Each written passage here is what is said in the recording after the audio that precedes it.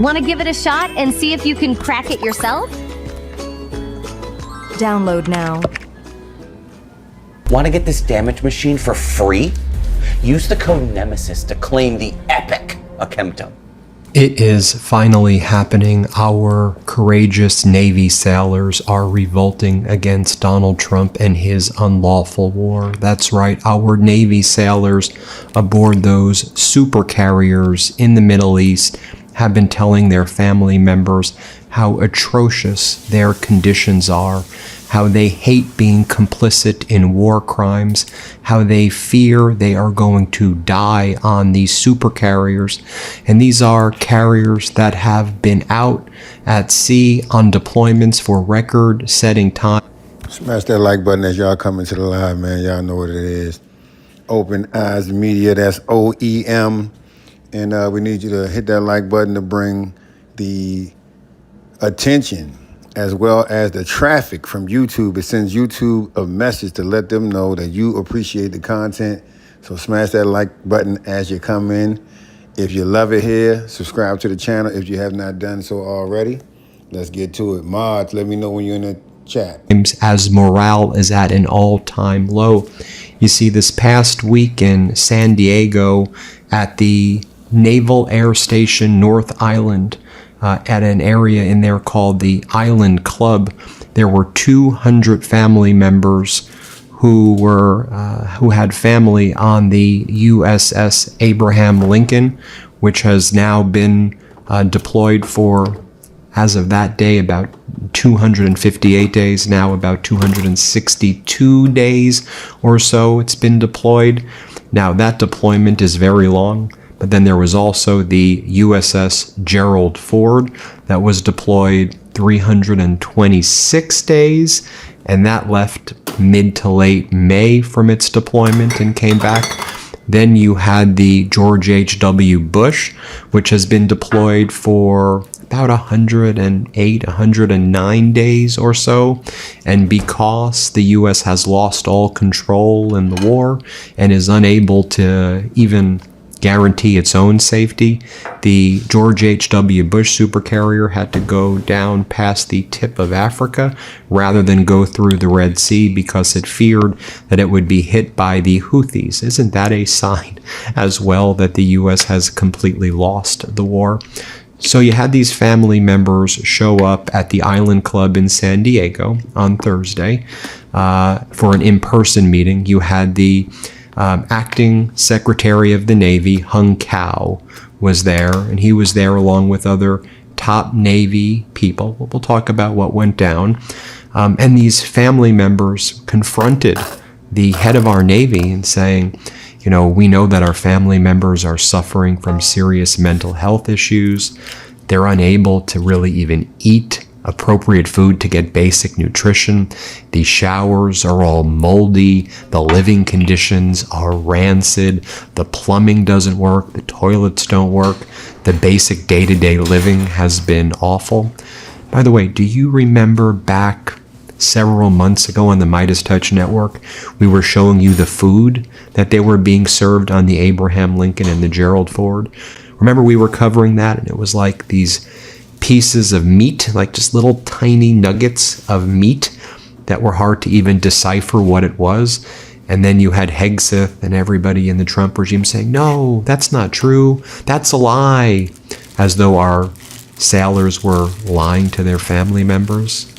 I mean, you had the Trump regime defaming our sailors who have been deployed for these massive periods of time.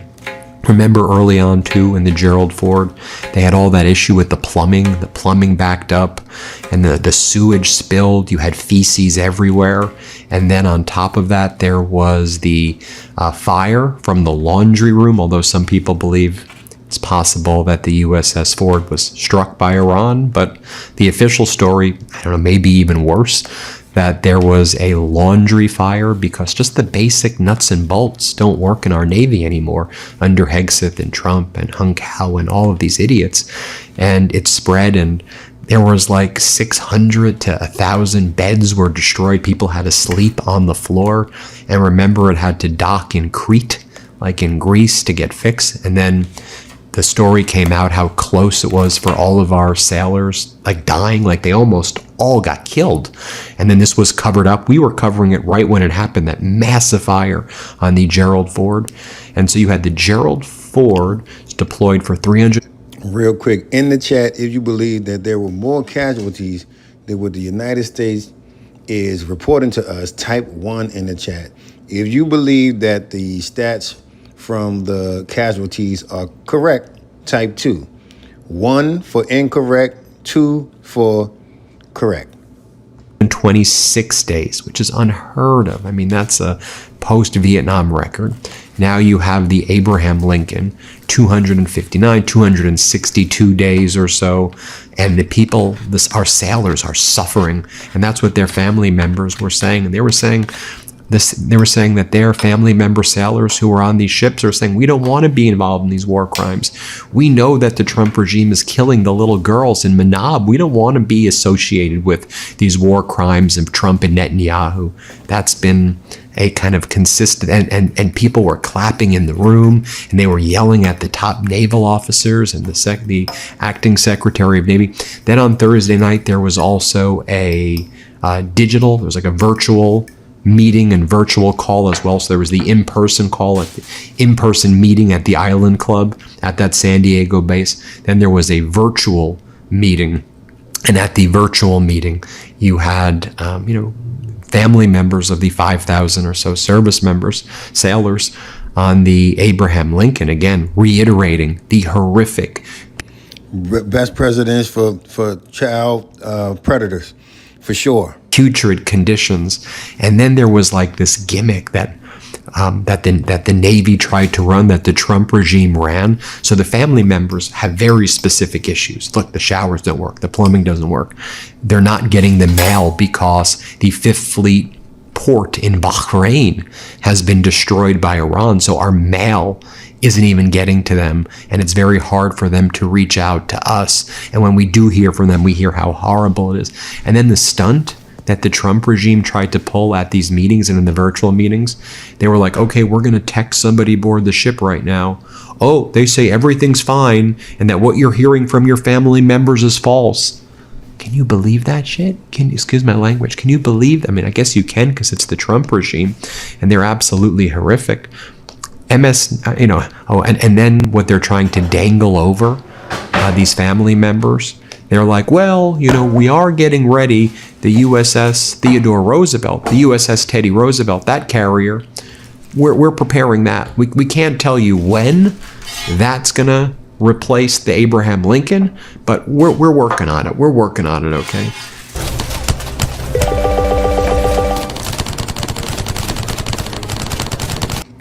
The earliest, by the way, would be December?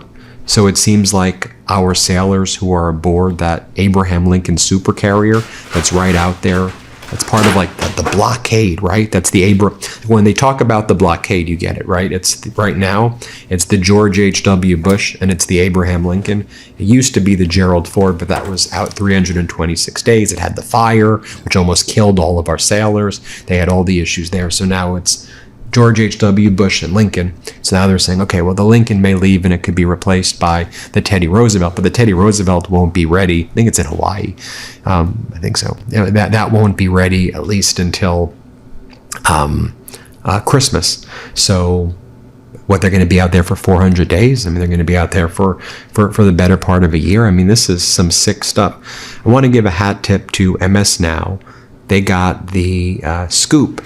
They got the audio leaked to them from the family members who attended the in-person meeting at the Island Club at the San Diego base and the virtual meeting that also happened Thursday night. Can I read from you just a little bit of it, may I? Here's how it's described, and hat tip to MS Now for this scoop.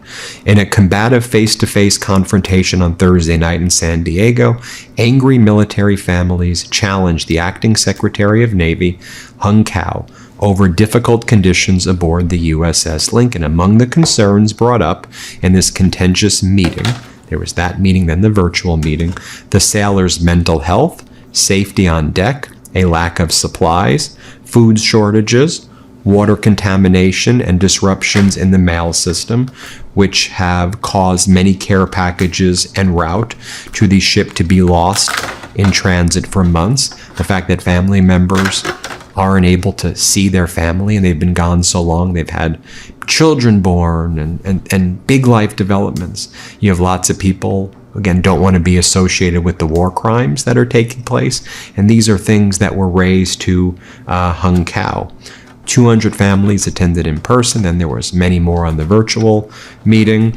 At times, spouses of sailors of the ships were in tears, asking the Navy leaders what was being done to address mental health issues, exhaustion. One parent said her daughter feels that she is never going to come home and believes she's going to die on the ship. One woman questioned the mission and said she found it difficult to be proud of her sailor when she believed the military was killing innocent civilians. And her sailor, her husband, who was a sailor on the Abraham Lincoln supercarrier, expressed guilt about what he was doing. Her comment was met with applause from the audience. You had Vice Admiral Joseph Cahill, Vice Admiral Douglas Verissimo, and top commanders for the naval surface forces were there, and they were just making the family members feel even worse about it. And they were like, oh, well, you know what? This is what it means to be an American. This is what it means to be a patriot. This is what Donald Trump and Hegseth want them to do, so they got to do what Trump and Hegseth say they need to do. Hey, Mel, so who the fuck are you to talk about it, bitch? Are you over there putting your neck on the fucking line for a war while you sitting around with fucking laughing emojis in your motherfucking comment? Man, fuck you. We don't respect people like you. You's a fucking weirdo. One spouse said they have a baby at home who was born during the USS Abraham Lincoln's deployment. My husband has gotten no time with her. We have friends that are on this boat as well. They've yet to meet their children. And I just think like a lot of us are kind of confused and just frustrated right now. We're in limbo. We have no date about when they're going to come home. And then those commanders were like, I wish we could help you, but there's really nothing we can do right now. There's also issues about exhaustion, low morale, mental health of the sailors and Marines as the war now reaches its 23rd week. Many in the virtual town hall question what mental health resources are available.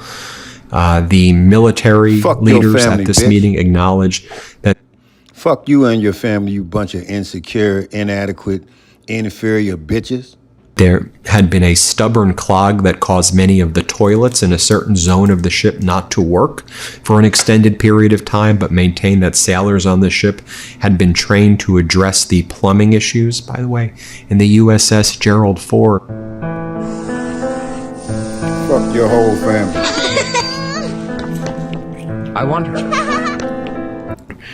The one that has departed in May.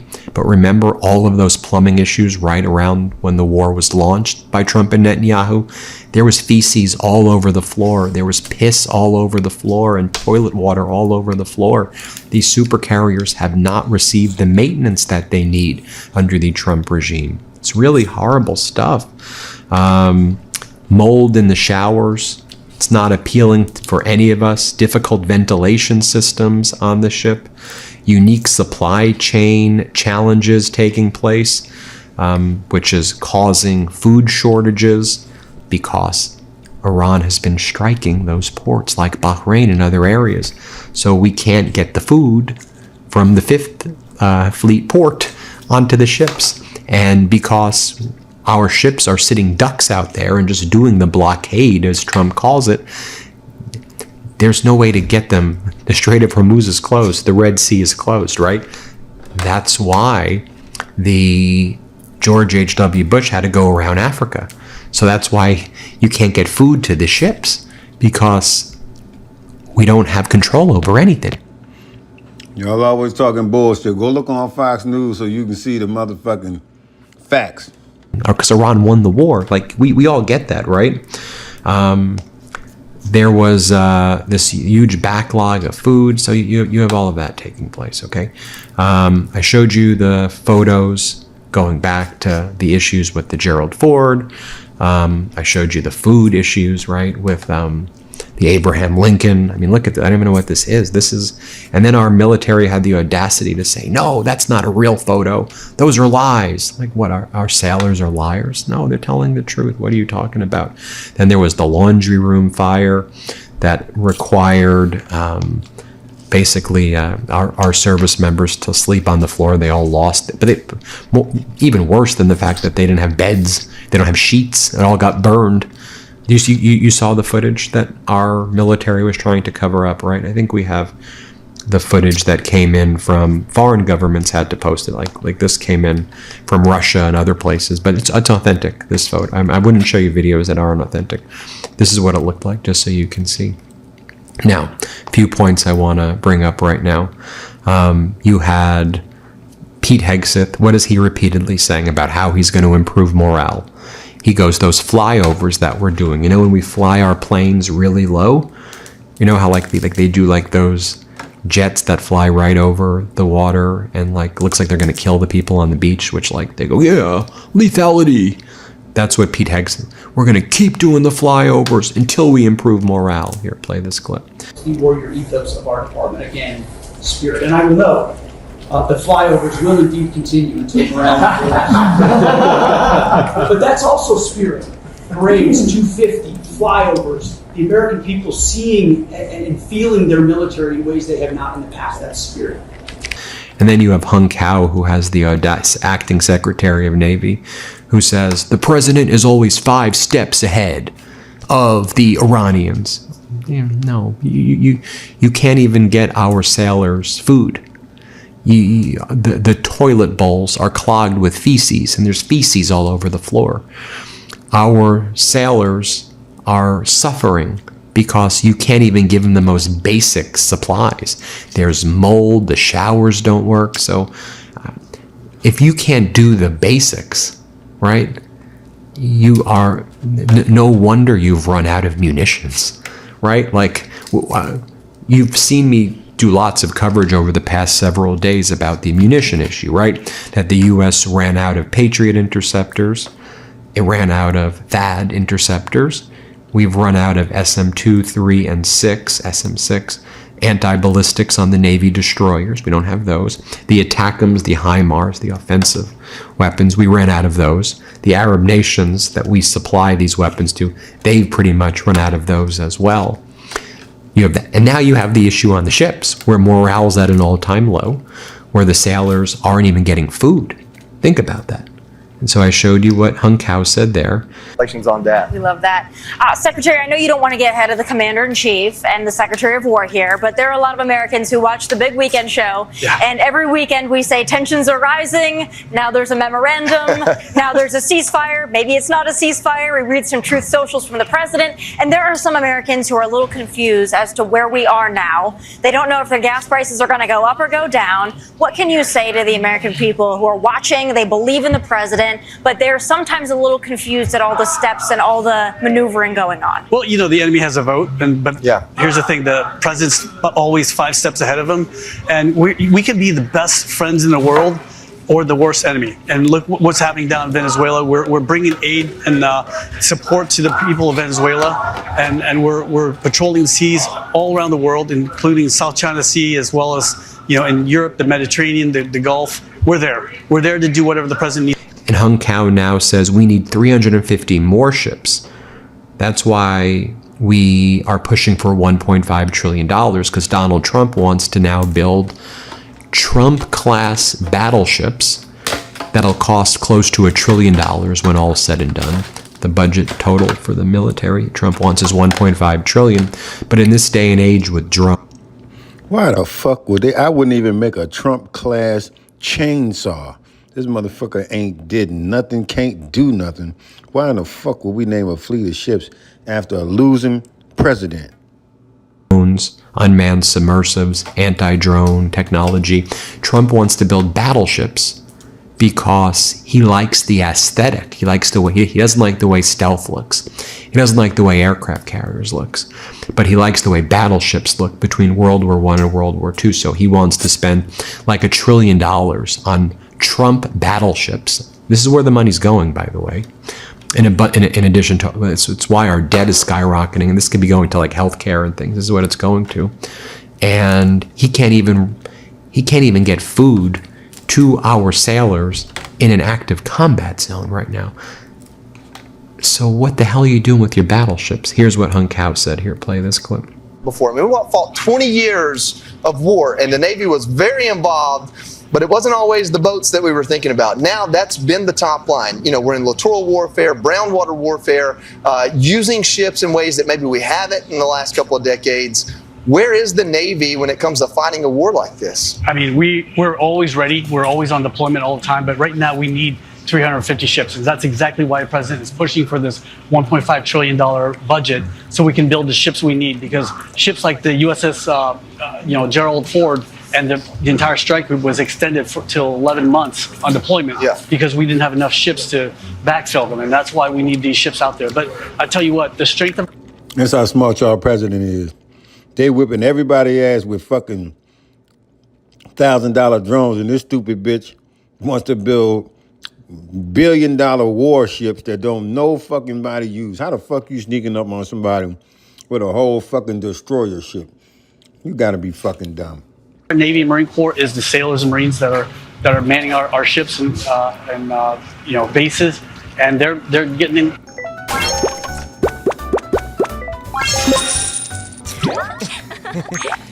I'm lowering my ask to just $1 today, and here's why. This Senate race in Texas is likely going to be the most expensive and the most competitive. He's done.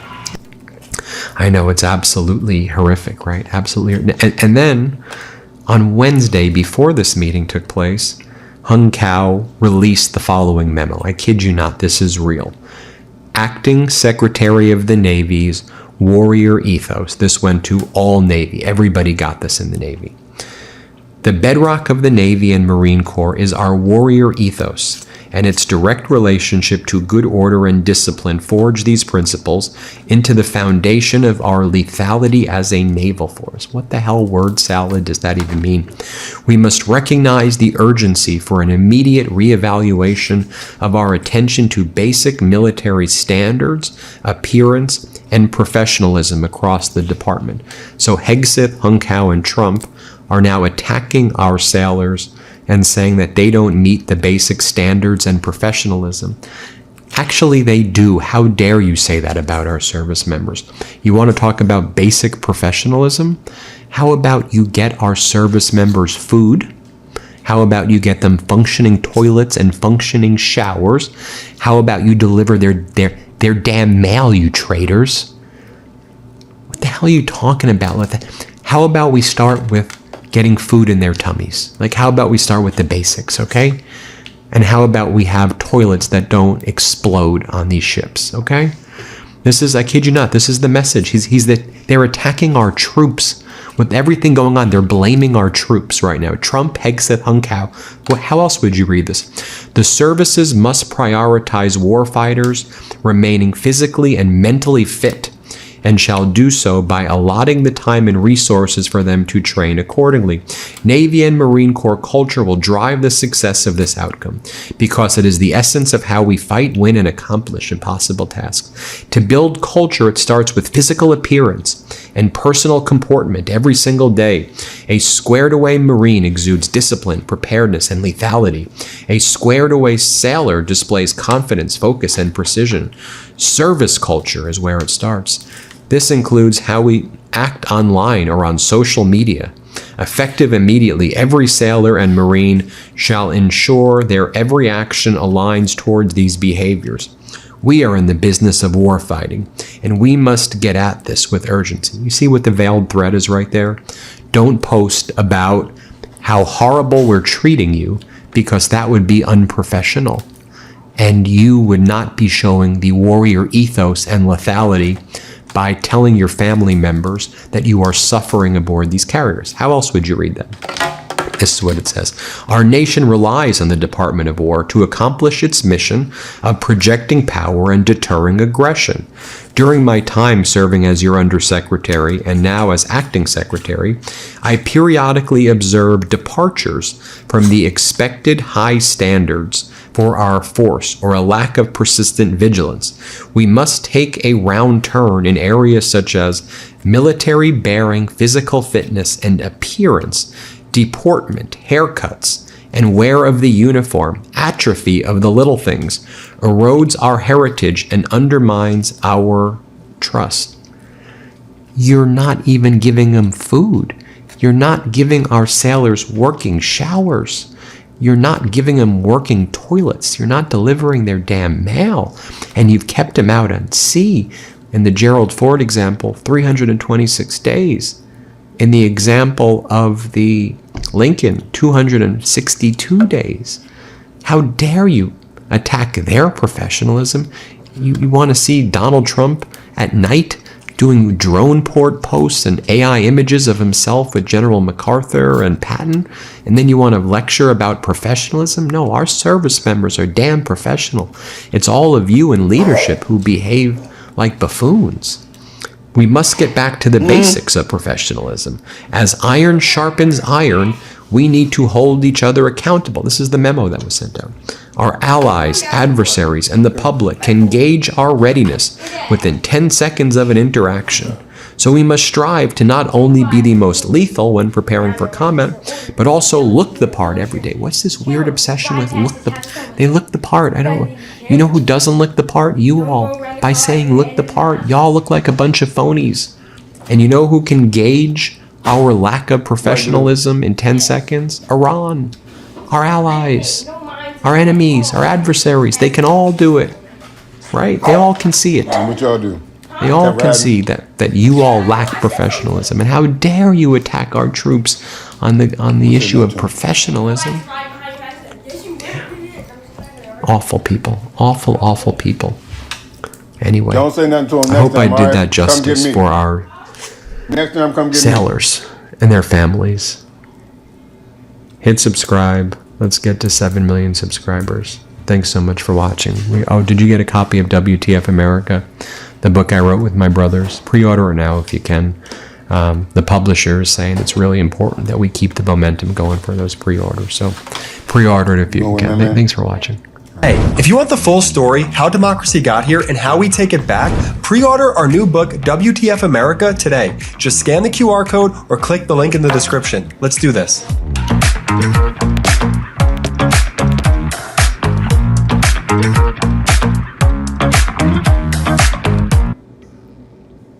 Here is the last cat. Can you solve the next level? Download now. Wow, este elevador para autos se ve increíble. Hold on, y'all. Smash that like button. You gotta pay these bills. $3,000? No, este puede levantar hasta 8,000 libras. Alcanza una altura de hasta 28 pulgadas, dándote suficiente espacio para... When discussing the economic damage that the Trump regime is doing to the United States, it's important that we also highlight how this Trump regime is treating other countries and other central banks in ways that are deeply unprecedented. Of course, you know the tariffs against the world, 50% tariffs on Canada for hockey sticks and all these other things, 25% tariffs against Brazil, tariffs against this country, 60 countries saying that they engage in forced labor support. And the tariffs are one tool that's very much publicized. But there's a lot of financial maneuvering that's happening behind the scenes that just has everybody live in uncertainty, predictability, stability. It's critical when you're talking about what made the United States the economic powerhouse and engine of the world, and watching that erode at the same time we watch the U.S. security umbrella internationally erode, as we see in the Middle East and Asia and elsewhere. I mean, you look at this erratic move that was made by the United States, and at least it appeared erratic, where the U.S. Needed to prop up the Japanese yen. The Japanese yen is collapsing. There's a lot of reasons for that. Oil prices, the war, just long-term financial policy. They've got a right-wing kind of MAGA government there led by Takaishi. It's close to the Trump regime. And the U.S. was putting billions of dollars to prop up the yen. 2 weeks ago in Camp David, Treasury Secretary Bessent wrote and scribbled on a note, $5 to $10 billion to prop up the yen. But the U.S. wanted to do it in a way that wouldn't really screw with the dollar's value. And so they came up, and Bessent's background was kind of currency swaps. And that's actually what he did, for a long time before starting his own fund. So what he did was unloaded the certain euros that the United States held, and kind of dumped the euro holdings by the Treasury without telling the euro central bankers, without coordinating at all, in order to prop up the yen, and kind of a robbing Peter to pay Paul scenario with kind of currency swaps. This is the Financial Times headline: U.S. euro sale to prop up yen blindsided the European Central Bank. There's no discussion with them that this was going to happen. So the U.S. sold euros to buy yen without telling the European Central Bank until after the trade was done. Senior European Central Bank officials called it an unprecedented breach of long-standing conventions. This has never happened before in history. Selling dollars to defend the yen would have contradicted Bessent's strong dollar policy. Selling euros avoided that problem, but selling a European asset to defend an Asian currency to protect an American bond market without consulting the institution whose asset was sold, it's more than just currency intervention. It is reserve architecture consuming the alliance architecture. So one of the big fears in Japan is that for them to prop up the yen, they were going to have to unload U.S. treasuries. The U.S. treasury market right now is already in a very kind of dire condition. You've got the 30-year at 5.2%. You had the 10-year rising to 5%. It was like 4.8 something, which basically means all these borrowing costs by our government are higher. It even pushes up a lot of the borrowing costs that consumers, have to pay. It's at a time already where the U.S. Treasury raised its third quarter government borrowing estimate to $739 billion, pushing the national debt over $40 trillion very soon, $68 billion more than it projected in May 2026. These are the people who call themselves fiscal conservatives engaging in these shenanigans. The yen intervention, by the way, looks like it's struggling. As well. Seems like pretty transparent idea to prop it up when people have some of those same concerns remain. You'll see that it propped it up originally, but we're seeing some downward trajectory regarding the yen as well right over there. And I want to share with you what Bessent said when he was interviewed by a Japanese media company over here, explaining how serious the situation is. But he views it as, well, we're allied with Japan, and this is a government we believe in, the Takaishi government, because they're like a MAGA government. So that's why we did this. But I guess at the expense of the European Central Bank and others who the U.S. was allied with without even giving them a heads up. Here, just play a short clip of this. The reason we did the joint intervention was as a symbol. The U.S. wanted to join with our great Japanese allies to show that we think that the Takaichi government has the right policies that will lead to long-term yen strengthening. And we believe that excess volatility and undue yen strength could hurt indeed the Asia region and the entire global economy. So you don't tell the European Central Bank. And then when he was on CNBC, I'll show you how they framed it, that when he put that note at the cabinet meeting 2 weeks ago that he was going to do this intervention.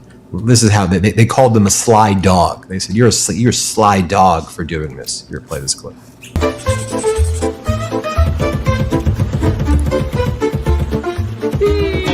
You can beat cancer and still lose everything. Or you can have a little... Just got to ask you, you're a sly dog. When you wrote that down, Kevin, what up, man? Shout out to you in the chat. Big salute. 5 to 10 billion, and the printing looked so big. You've done this before, haven't you, where people are looking over your shoulder? Did you need to be reminded of things to do? Buy 10 billion 5 to 10 billion in yen. Tell me what was really going on there, Mr. Secretary. Well, I just wanted to make sure that all the reporters looking over my shoulder also knew the symbol JPY for the Japanese yen. So. Okay. Instead of shorthand to yourself. Yeah, you know, I was going to finish the list. You know, the rest of the list was, you know, like go and have lunch with the supreme leader, play tennis with Putin. You know, but I thought I would just leave it at the buy 5 to 10 billion of Japanese yen. I want to bring in Justin Wolfers right now. He's founder of Platypus Economics, chief economist here at the Midas Touch Network. What a slide dog. I mean, you know, the good news is that most Americans understand the way currency swaps work and clearly took advantage of it. And so the horrible economy worked. People figured it out as well. I'm being sarcastic, of course. You know, setting aside that CNBC clip right here, just talk about the damage that this is doing generally when you are trying to prop someone up but not telling another central bank. All this kind of, you know, lack of respect and bulldozing down to do these. It just looks like schemes that are obviously wrong. How is it impacting us here at home? I'm just going to start with who's writing the jokes at the Treasury Department. They were a couple of amazing zingers, weren't they? As good old Chuckles really got it going. Good work, Treasury Secretary. Look, one part of this is actually pretty boring. There are swap lines between the US Fed and other central banks that are there for moments when basically our financial plumbing looks like it's going wrong. What we do is we sort of send over some financial duct tape. That's what swap lines are about. And 9 days out of 10, if you told me that the US government was involved in buying or selling a particular currency, I'd sort of shrug my shoulders and say this because the problem is it involves these dramatic words like billions. And then people are like, did we just give the Japanese billions? No, we just changed whether we had euros in our bank account versus dollars versus yen. So really not a big deal. It's some fairly profound level about what's actually going on. It's business as usual. But there's two problems that stand in the way of everything the Trump administration does. They both begin with the letter C. The first is competence and the second is corruption. So I suspect, without being sure, that what this was a competence problem, which is the US Treasury. Normally this is really wonky stuff. You have your foreign exchange nerds talk to you, you get on the phone with your counterparts around the world and you say, we feel like things are a little bit wonky in foreign exchange markets, we're going to get in and help. The competence problem here is you're meant to get on the phone first. You're literally meant to just give people a heads up. They've got a phone for it. They all have direct lines to each other, the central bank governors. You would worry about this leaking, which is why you don't want to go down through junior staffers back across and back up through senior staffers, because if you got early word of this, you could make a lot of money. So they didn't make that call. I suspect there's one of two things going on here. One is perhaps it's a competence problem. The secretary's joke writers might also be the same people who help him with communications. There's a real Keystone Cops air to all of this. The other possibility, which again, I really wouldn't say in a normal White House at a normal moment, and I hate saying some of this, it could also just be a contagious lack of grace. That when you're working with others, when you're dealing across countries, we always try to be a little bit too gracious. And if I looked at the current White House, it doesn't feel like it's a place that's given to manners, that's given to grace, that is about treating other people or other institutions well. So that's the competence side of this. I suspect this is just being bad at their job. The other problem that's often raised, I don't think is an issue here, but when this administration does stuff where normally I'd sort of say, let presidents president. That's why we elect them. And it's because normally presidents from both the left and the right are trying to do the best thing by the American people. I don't have that confidence about this president. I think very few people do, and I think if I did, I would be a fool. In this case, there's not an obvious corrupt side to this, but Ben, you and I have talked so many times about various other economic interventions where it might make regular sense under a regular administration, but under this administration, you're left thinking maybe they're doing it for their own benefit. I don't think that's what's going on here, but I can't help but thinking they've made it so that we always have to be asking that question. We've seen a dramatic slowdown in our fundraising. So I'm reaching out to humbly ask you to make a donation to our people-powered movement today. We have two ways to get back on. Because if you look at it, the euro weakened sharply against the yen immediately after that announcement, about a 4% decline. It's recovered a little bit. I think the idea of kind of a mechanical swap, as you said, could be mechanical and could be done, and you would say it's just a boring. It could be boring, right? And it's when one of my students comes into class and they say, "What's a swap?" And I'm like, "Oh, do I have to explain it?" But the corruption story, now you have to ask everything, which is, okay, that Friday, Besant writes on his pad $5 to $10 billion. You think maybe is that $1 to yen or what's going to happen? But then they go euro, which even the euro didn't realize that was going to happen. And a broader question is now with everything that happens, though, too.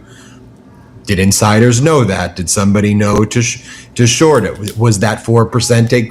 You and I don't know those answers, but in this very unusual transaction that took place, knowing that it's going to be an unprecedented use of the euro to achieve a monetary goal by the Treasury, that now creates a dynamic that if insiders were aware that that was the plan versus a traditional swap plan, you can prepare differently. And we don't know, but we know the corruption story is a story that exists. And you then have to go, Besant made a lot of his money on current, that's his whole thing. This is his lane. Who made money off of this? And it's a trust issue that's broken long term. I'll let you give it finally. Yeah, look, there's two sets of trust issues there. There's trust between our government and the general public. Look, again, as I said, the last 58,000 times that they issued a swap line, I didn't talk about it. I didn't care. I thought it was probably small, probably technical, probably uninteresting. So the trust is broken because every time we ask hard questions, we keep learning uncomfortable truths. The president is literally selling direct access to early word of his major policy decisions when he's selling access to the Truth Social API. That's a degree of theft and a degree of corruption that is literally unimaginable. This is someone who's, to be clear what the president's selling in that case, this is work product in his job as our employee. As the president, we employ him. We're his boss. And what he's doing is he's taking information about what the company he works for is going to do. That company's called the US government, and he's selling it through his own company. Like, it's corrupt on its face, and that colors things everywhere. I think that's breaking the faith with the US public. Breaking the faith with our trading partners is something deeper. Basically what he did, what Besant did, and I'll leave it to folks at home to judge how important this is. When you go to a dinner party, it's good form to bring a bottle of wine with you. We've stopped bringing wine. And sometimes we also fart in the middle of the dinner party. That might mean we're less likely to be invited next time. Or the truth is, if the guy you invite is someone you really need because he's big and has a lot of money, and you'll put up with the farts at the dinner table, but it doesn't really help anything. I really think that's all that's happened here. But also, so you might say, well, the cost is small. Well, the flip side is, yes, but it's pointless. It's utterly pointless. Pick up the phone. Stop farting at the dinner table. Show some grace. Bring a bottle of wine. Yeah, or going to the dinner party, getting drunk, vomiting, punching people, getting into fights, stealing their silverware, leaving. That's what happened when Ben came over to my house last time. And that's why it's not happening again, Ben. Defamation. He forgot. I pretend to be an economics guy, but deep down, I'm an old school defamation lawyer. So. I take it back. Ben never did that. Yeah, you meet the New York Times, Sullivan. I may have done it. It wasn't done with recklessness or malice. Appreciate Justin for joining. Everybody, importantly, search Platypus Economics on YouTube. And make sure you subscribe to Justin Wolfer's YouTube channel, Platypus Economics. When you watch his videos, which do very detailed economic analysis, and he does it in, of course, the Justin interesting and fun way, leave a comment and say, Ben says hello, Justin also is the chief economist at the Midas Touch Network. Very important. Subscribe to his YouTube channel. Let's get that channel 1 million subscribers. Thank you, Justin. Thank you. Before you go, our book, WTF America, is available for pre-order now. It's the story of how we got here and how we fight our way back. To pre-order, scan the QR code or click the link in the description. Let's do this.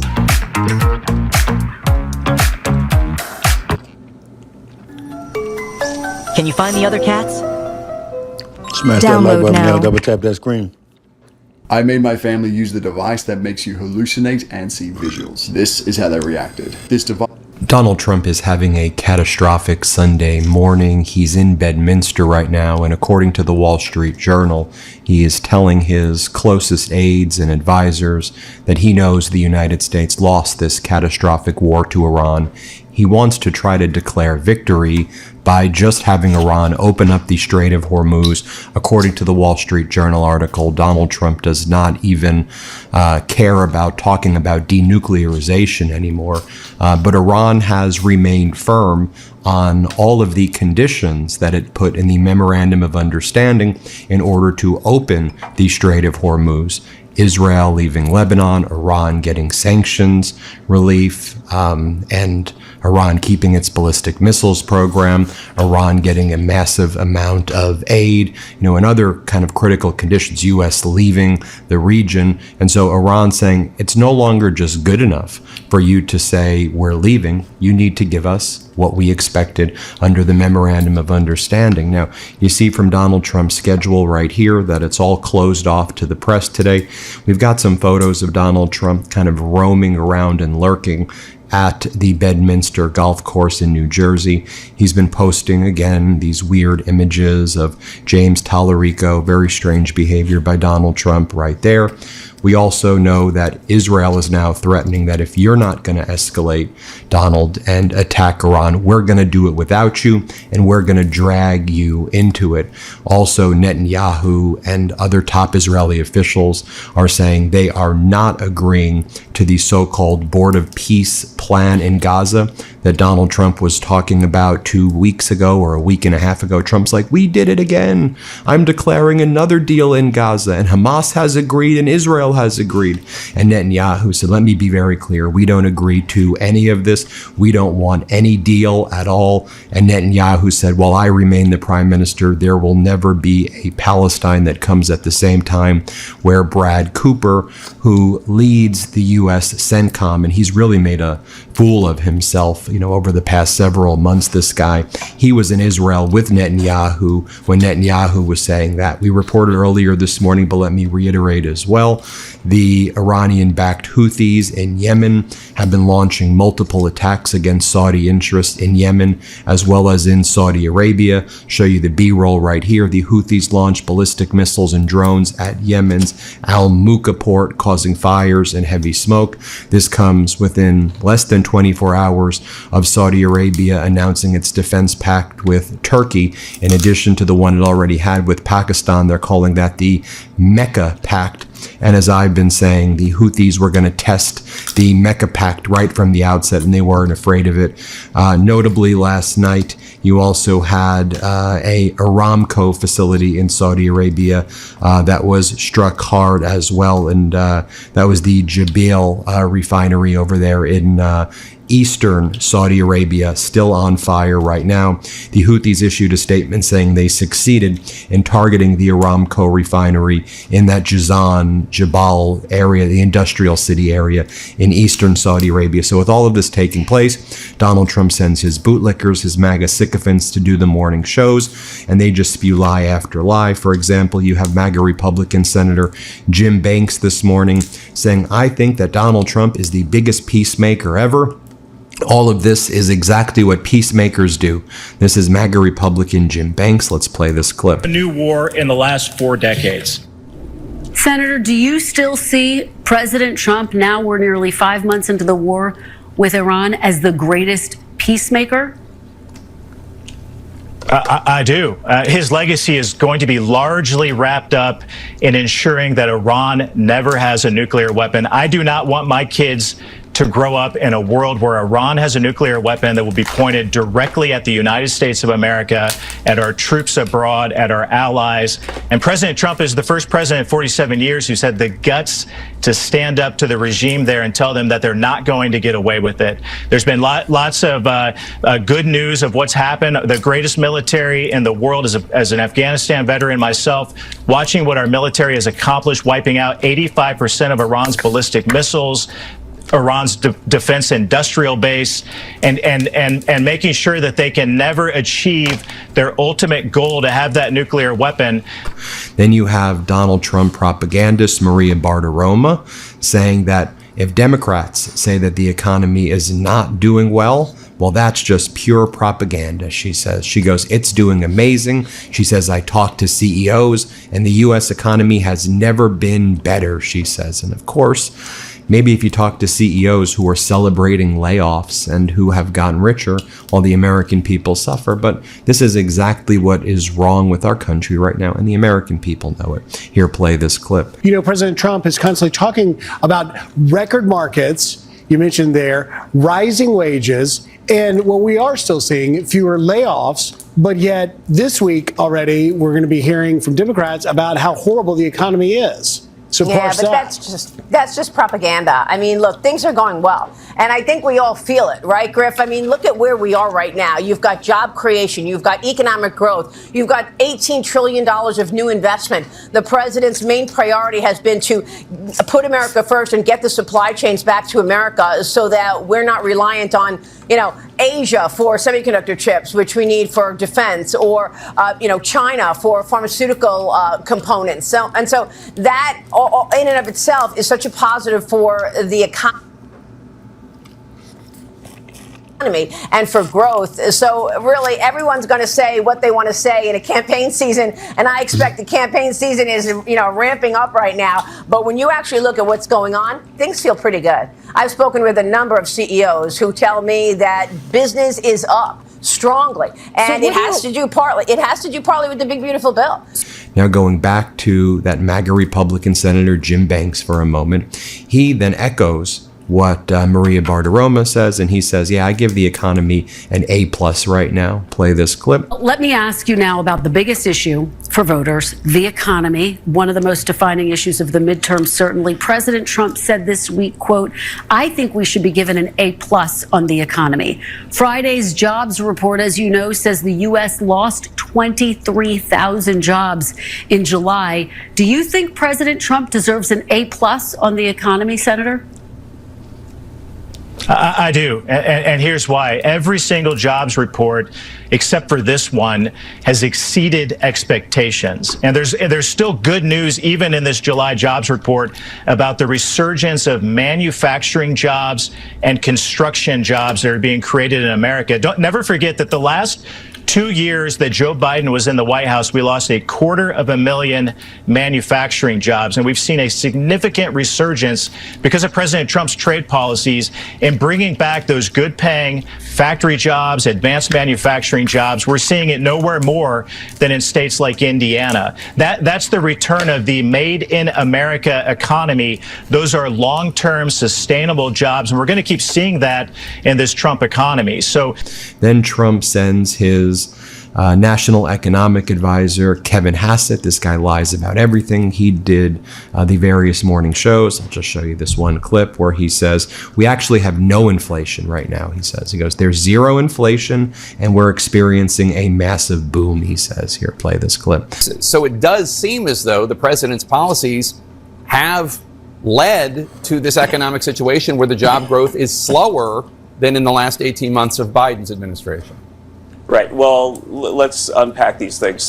First of all, if you look at the latest inflation numbers, right, the consumer price index was negative for the month of June. Core was 0. That's the thing that the Fed cares about. The PCE index, which is the Fed's #1 index, was negative both for core and top line. And so all of the price data have been decelerating. Now, there was a big inflation in the previous administration, but there's been rapid deceleration of inflation under President Trump. And so if you're going to tell a story that tariffs are causing some kind of positive shock to inflation, then you got to come up with some counterfactual that explains why it is that right now inflation is running at about zero. And so, it's so important that we get accurate information with all of the lies out there. It's why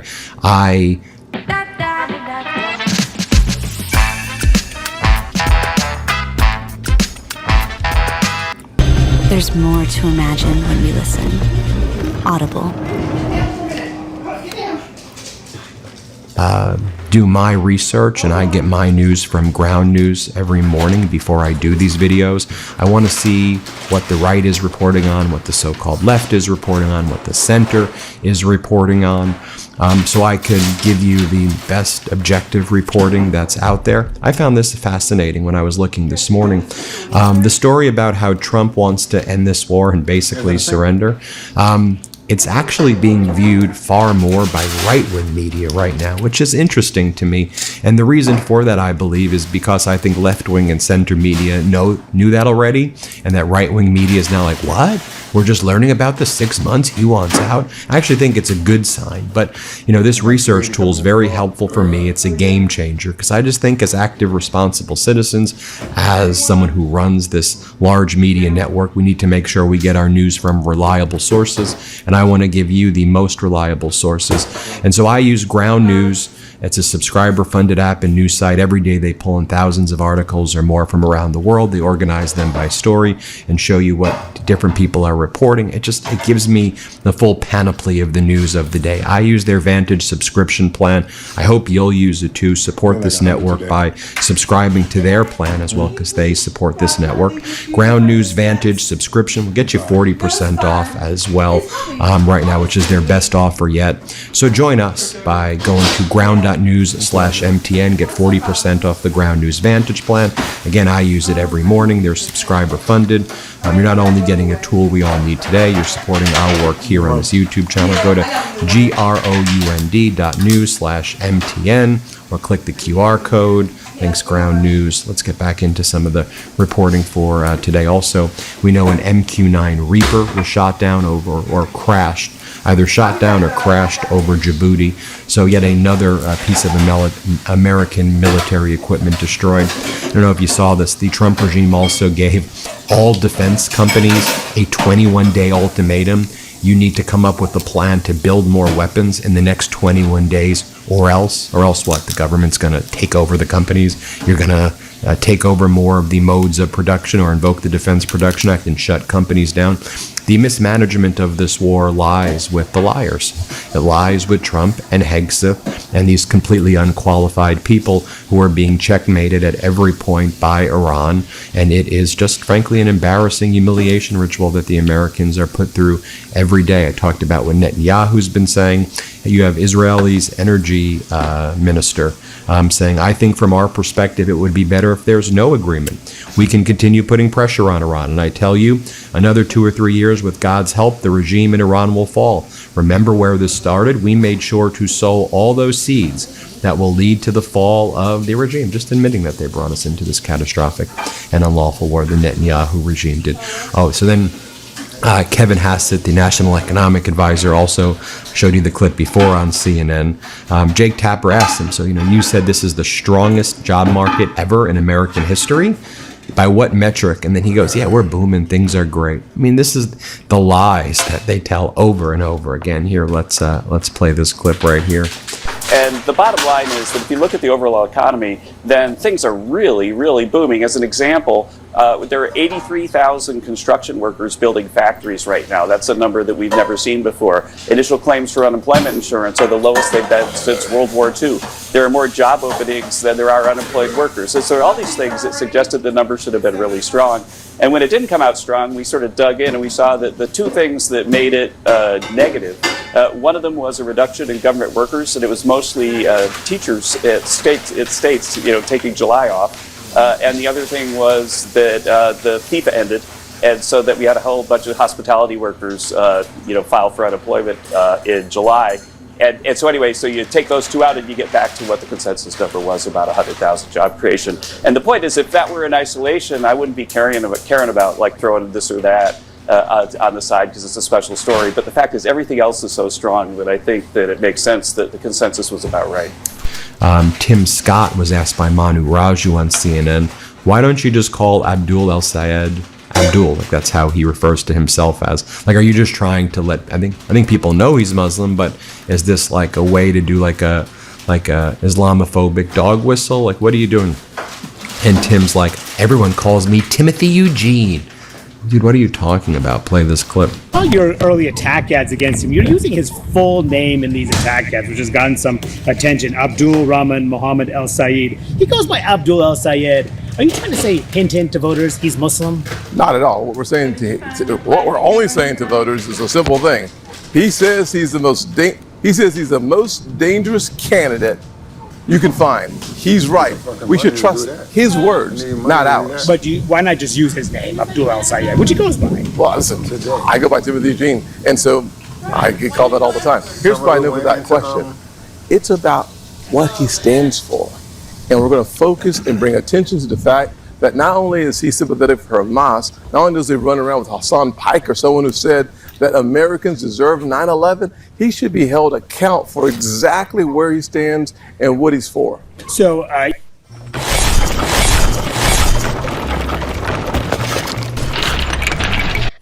And then on Face the Nation, you had Senator Cassidy of Louisiana, who ended up voting for Todd Blanche. He wanted a participation trophy. He wanted credit for almost voting no on Blanche. Here, let me show you this clip. Let's play it. This is not a black or white decision. That is wrong, and no American should be targeted by the law, but no American should be above the law. And that, frankly, almost weighed to vote no. Mm-hmm. And you're just hoping you had to accept it. So utterly bizarre. And then I'll show you Abdul El-Sayed. He was on CNN this morning, and he was asked about the hateful imagery or the post that Donald Trump was making all last night, where Donald Trump would post him and Melania, and then he posted Abdul and Abdul's wife. Abdul and his wife met at University of Michigan. They fell in love. They've had a committed marriage, raising 2 kids. Remember, I talked about that this morning. Go and watch the morning video, by the way. Go check out that 4 a.m. video. If you can, go back and watch that. I think it was comprehensive. And Trump posts him and Melania. He's like, there's 2 types of Americas. I don't know. You cheated on Melania with adult film actress when, and said that she reminded you of her daughter, according to the adult film actress. And then you brag about sexually assaulting women. And then you were introduced by a guy who brags about being on the Epstein list, Paolo Zampoli, and you met at a Kit Kat club, and I guess there are 2 America. There's a sick Epstein class America, and then there's America of hope and love and family. And Abdul El-Sayed hits that point. Let's play it. I want them to live in an America where they can breathe clean air and drink clean water. And actually, Sarah and I like each other. I don't know about the First Lady and the President, but from what I've heard, it's a bit of a rocky road. Breaking. Oh, he styled on his ass. This morning is the new. Well, there you have it, everybody. Let me know what you think. Hit subscribe. Get your copy of WTF America. Pre-order it now. The book I wrote with my brother. I hope you'll pre-order it. We spent a lot of time writing it. It's not an election book. It's a book that talks about this community and how we could all be the change and make generational change. I think it's going to be an important just piece of literature. All hell is breaking loose in Ukraine and Russia as Donald Trump just fired one of the top U.S. military commanders in Europe, who's responsible for overseeing our troops and our force posture in the region. Out of nowhere, the Trump regime removed Lieutenant General Charles Costanza, the commander of the U.S. Army's 5th Corps in Europe. Removed from his position. The 5th Corps plays a key role in overseeing the U.S. Army operations in Europe and supporting NATO They did this especially following Russia's invasion of Ukraine. Let's also not forget that the Trump regime forced out General Christopher Donahue, who was the head of U.S. Army Europe and Africa. He was pushed out. And so Zelensky's had to take matters into his own hands and just show you what's been going on in the past 48 hours. So he's always had to take matters into his own hands, especially under the Trump regime. Let me show you what's going on, because in Ukraine, they continue to strike deep into Russia. The FP1, FP2, and FP5 weapons. FP1, FP2 are long-range drones. The FP5 is the Ukrainian ballistic. I mean, the Ukraine is striking hard in Russia. Russia is also striking very hard in Ukraine. About almost all of the kind of logistical warehouses in Ukraine have, in some shape or form, been struck by Russia at this point. Ukraine does not have any interceptors at all, which are necessary in order to stop the Russian ballistics. I'm going to show you a move that Zelensky did in order to get weapons from Turkey, which was a big development. But let me show you some of the war footage that you probably aren't seeing anywhere else. Let me give a hat tip and some credit to Max26, Kershawn Cat, Jay and Kiev, and others. They do an incredible job documenting this stuff. And this is what should be on our nightly news every night, but corporate news doesn't show any of this. So I want to show you what it looks like in one of these ships on the Black Sea carrying Russian crude. A crew member's camera captured the moment a Ukrainian drone struck the ship. I want you to just take a look at what this looks like. Let's hunt down your opponents in Raid Shadow Legends. Use this promo code to get the legendary Cheshire Cat for free. A full cart that's lighter on your wallet. That's a breath of fresh air. Download the Upside app and get a $15 bonus on your first purchase. Play it. Mel, shut your bitch ass up in the chat. You been in here whining like a fucking crybaby the whole fucking time. Every time you come in this live stream, you in here like a fucking beta bitch. Shut the fuck up before I put your bitch ass out.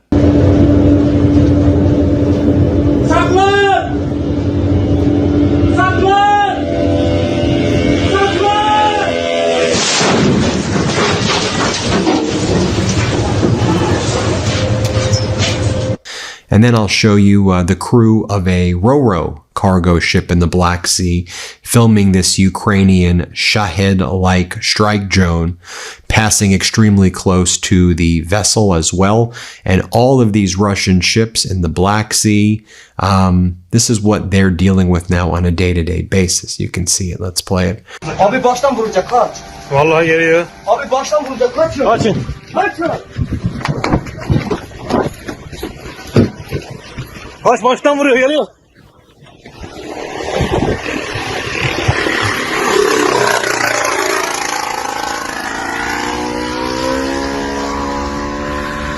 Vallahi vuracak bize. Dönüp geliyor. Dönüp geliyor. Now here's a Ukrainian kamikaze drone flying extremely low, very low altitude over the Chekhov area in Russia's Moscow region. As I said, Ukraine striking deep in Russia. Here, play this clip right here.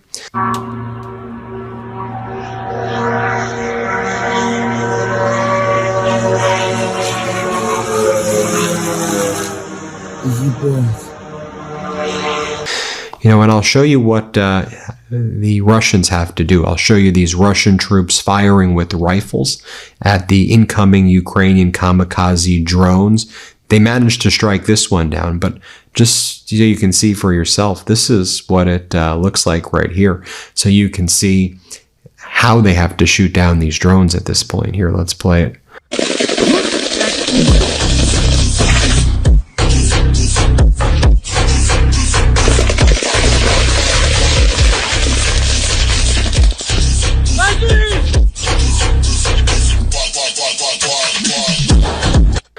All right, now let me show you this close view of a destroyed Wildberries logistical hub that was destroyed by Ukraine in the past 72 hours. This is the Alexin hub. It was filmed by an employee who arrived at work for the morning. I'll show you this right here. Hey, Dave, he will definitely be impeached. Make sure y'all smash that like button, subscribe to the channel. We are almost at 1,500 subscribers. On our way to 5,000, let's go.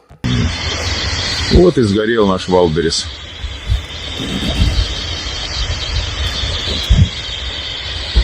And here's, I'm going to show you the B-roll of this one, is a wild berries hub going up in flames near St. Petersburg. For those who have been keeping track, so wild berries, just so you know what they are, it's not actually berries. It's like they're Amazon in Russia.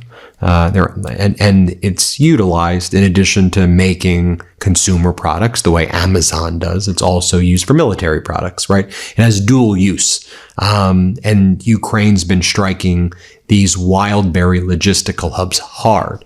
Let's be clear. Russia's striking the logistical hubs very hard in Kyiv and throughout Ukraine as well. And Ukraine can't stop it. I mean, because they don't have the interceptors, and the interceptors that they desperately need right now. Show you the view of Russia's Yaroslavl oil refinery. You'll see this vast column of dense black smoke rising above the facility there after an attack. Last night, big strikes in the Belgorod area right there.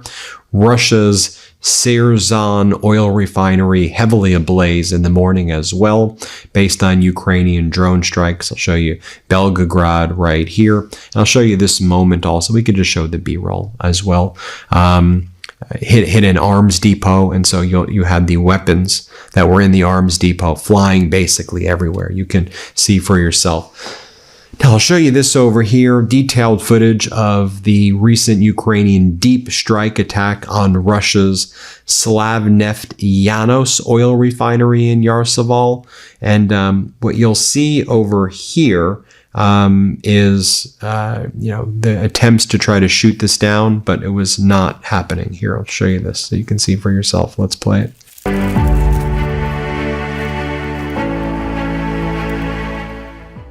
I'll keep this quick. We need a huge number of donations today to flip this U.S. Senate seat in Texas. If everyone watching this right now made a contribution.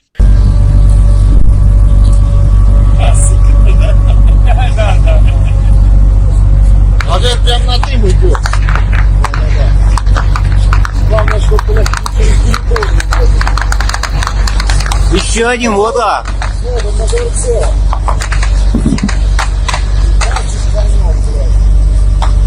Хуя себе, блядь.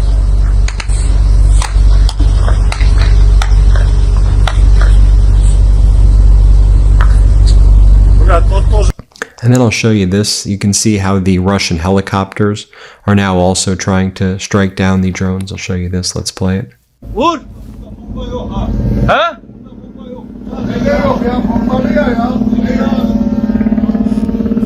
What?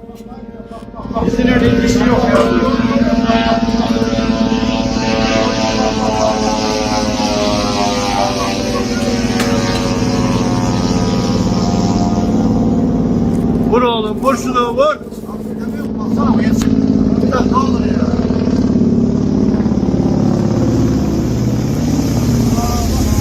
So here was some big news yesterday as well. So Ukraine is set to receive 70 of the M39 Attack missiles from Turkey, alongside 12 M270 launchers, 2,524 M26 rockets, and 47,000 cluster artillery shells. So the U.S. had sold this equipment previously to Turkey. Now, Turkey is leveraging its relationship with Trump because Trump looks up to Erdogan, authoritarian in Turkey. But Erdogan was able to get this right over here to Ukraine. Now, Erdogan has his ambitions in the region. He just struck a military compact with Saudi Arabia and Pakistan. And so broader territorial ambitions there for Erdogan as well. And so that's part of the story. So this was a way to, allow Zelensky to get the weapons, even though Trump didn't want to provide them directly to Zelensky. And these ATACMS are very much necessary for Zelensky. Show you this B-roll Ukrainian drone footage showing a strike drone continuing toward the Russian Shadow Fleet linked targets near Geldenzek while a Pantsir S-1 fires 3 missiles and fails to intercept it. It's big, though, that Zelensky got those ATACMS, eh? So here's what Zelensky was saying yesterday. He said the following: "We have no choice but to rebuild our own industry from scratch.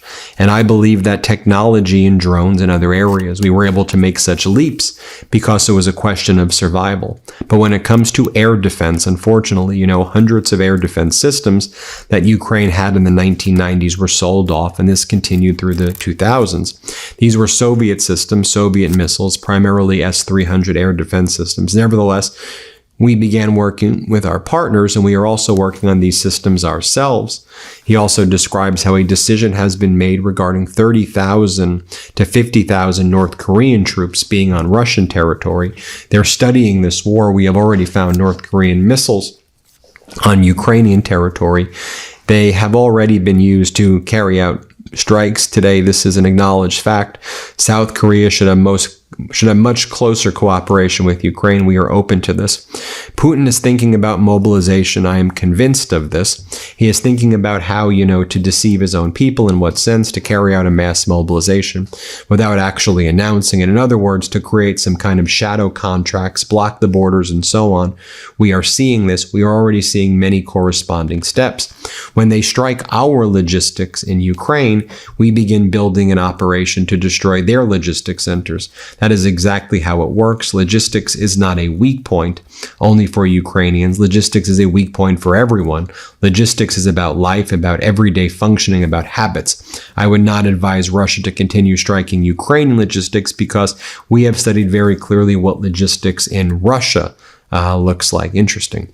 Who has anti-ballistic missile systems, Zelensky says? The manufacturer is the United States of America. Can they help? We're working on it. Will they provide us with missiles every month? Yes, we have agreements. Are there enough of these missiles? No. And so that's what Zelensky has to say. Tell me what you think, though. A lot going on there, but I wanted to show you the video footage that you're probably not getting many other places. That's the latest update we've got there.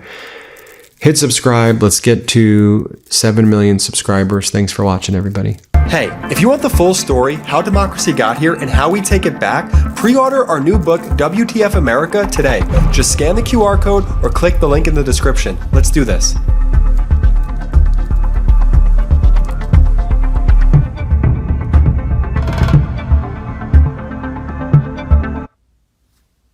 Easy, right? Your turn. Try me out, Doku. Download now.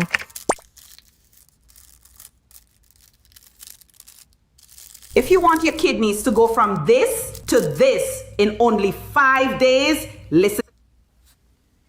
Donald Trump is in full collapse in Florida, and his bootlickers like Byron Donalds, the MAGA Republican candidate for governor, struggling as well. Hey, Byron, maybe not a good platform to run on data centers in everyone's backyard and shutting down small business opportunities. Yeah, you may want to recalibrate there. But after all, this is what Donald Trump is talking about at his Mar-a-Lago parties where Byron Donalds and others attend while they talk about the golden ballrooms and gilding bronze statues gold and whatever the hell Donald Trump wants to be doing with Qatari Air Force while Trump gives himself and his family tax immunity while the American people struggle and Trump leaves a trail of broken promises, would be putting it generously. It is a trail of fraud and Ponzi scheming which has defined Donald Trump's entire bankrupted life. When you zoom in on Florida, Trump's approval, net negative 15 right there. And you can see why. I mean, the interview Trump gave on Friday, did you see it? On Punchbowl, where Trump said, look, if I were to rank myself 0 to 100 on the economy right now, I would give myself a 150 because things have never been better. We're in a golden age. Just ask the people in Florida, right? Their electricity prices are down. That's not true. Their rent, their cost of living is down. That's not true. They love the data centers. That's not true. Their property. You may just want to shut the hell up there, Donald. Listen to what he said. Play this clip. But our country right now is doing better than it's ever done. You know, when I see polls on the economy, I should have 150%, not 100%. No, yeah. Because we have the greatest. This is the golden age of America. What's being built now in this country has never, ever been built. And we are literally in the golden age of America. And I think people are starting. I actually think people are starting. We'll see. 89 days. We'll see if they. It's going to be very exciting. And then Donald throws Byron Donalds under the bus. And he said, you know, people like me, the issue is they don't like other Republicans. And so nothing I can do if they don't like these other Republicans, but they want me. That's what Donald Trump's campaign message is. Here, play this clip. Do you, MAGA Inc., the super PAC that your allies control, has a lot of money and a lot of people? Not my allies. I control it. Okay. You and your allies. $800 million. Are you going to spend it? It's funny. Nobody ever, of course, I'm going to do. You're going to spend it in the midterms. I could spend it on pretty much anything I want. I'm going to spend it I'm going to help Republicans. This midterm. And so when you say I don't care. No, I didn't say that. I said some people say that. Yeah, look, I mean, I could do a lot easier. I didn't have to be away in Nevada yesterday. I didn't have to be in Los Angeles yesterday making speeches. I didn't have to be supporting all the people. I have I have a busy schedule. I said to somebody, wait a minute, you don't understand. I won. I'm not campaigning. Now, that's the other thing. I get a tremendous vote. I have records in many of the states, the most votes ever in Texas and Florida and many, many states, Alabama. You can go through them, many, many states. The most votes ever. The question is, and they're asking this question, and I've had some great polls recently, real polls, but they're great polls. If I don't run, will those people go out and vote? And that's the one thing I can't tell. I'm going to ask them to, but I'm just watching guys like you and you're very talented people. The question is, will they vote? Because a lot of them are very angry at Republicans, to be honest with you. Why is that? I don't know. I mean, they're angry at Republicans, but they're not angry at me. That's an interesting thing. Why? They're not angry at me, but they are angry at Republicans. As I noted at the outset, Byron Donald says he doesn't see a future for small business grants in Florida. He sees supporting small business as a, quote, never-ending cycle that creates a moral hazard. Where do these sick people come from? What the hell are you talking about? A moral hazard. Back in the real world, let's take a look at how Florida voters are feeling, including some people who may feel otherwise previously sympathetic to Trump. Here, play this clip right here. I don't know if he's gaslighting us or delusional. I don't know what it is. People are struggling financially, and it's affecting people mentally. People are more aggressive, and I don't blame them. Like the pressures of, paying their bills, and so I get it. Now you zoom in on some of the polling data out in the last 60 days or so. What's the governor's race look like? David Jolly, the Democratic candidate, 49%. Byron Donalds, Byron Trump bootlicking Donalds, 43% right there. Ooh, I don't know about that, Byron. You see Byron Donalds panicking now. He's like, oh, I'm not really sure. Maybe do we like Donald? What should we do about data centers? What am I supposed to say? Donald's like, data centers everywhere, Byron. Data centers everywhere. Put liquid gold, It's so freaking embarrassing, these MAGAs, right? They had their opportunity. They control all government in Florida. They screwed it all up. They destroyed people's lives, and they continue to make things worse. Let's talk about change. Let's bring in David Jolly, the Democratic candidate for governor in Florida. Bring in my interview that I just did with Mr. David Jolly. Like 2 Hunger Games in one. Don't feed the nightmares. They've taken enough already.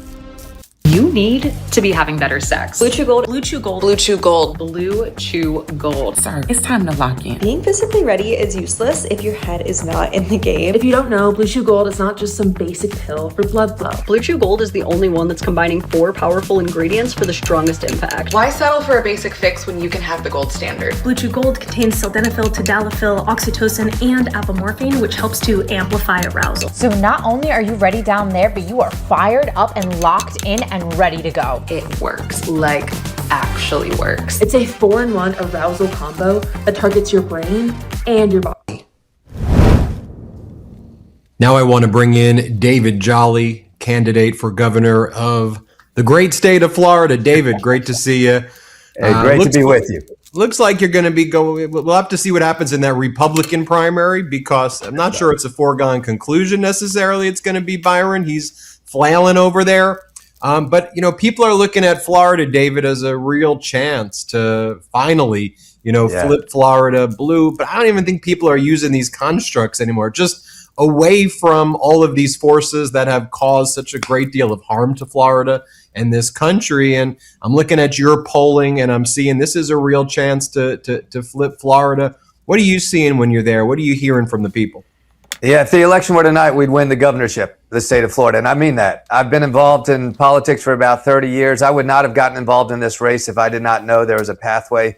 Look, I think we're living through what might be a 1974 post-Watergate moment where enough voters are saying, burn the ships, we're going in a new direction.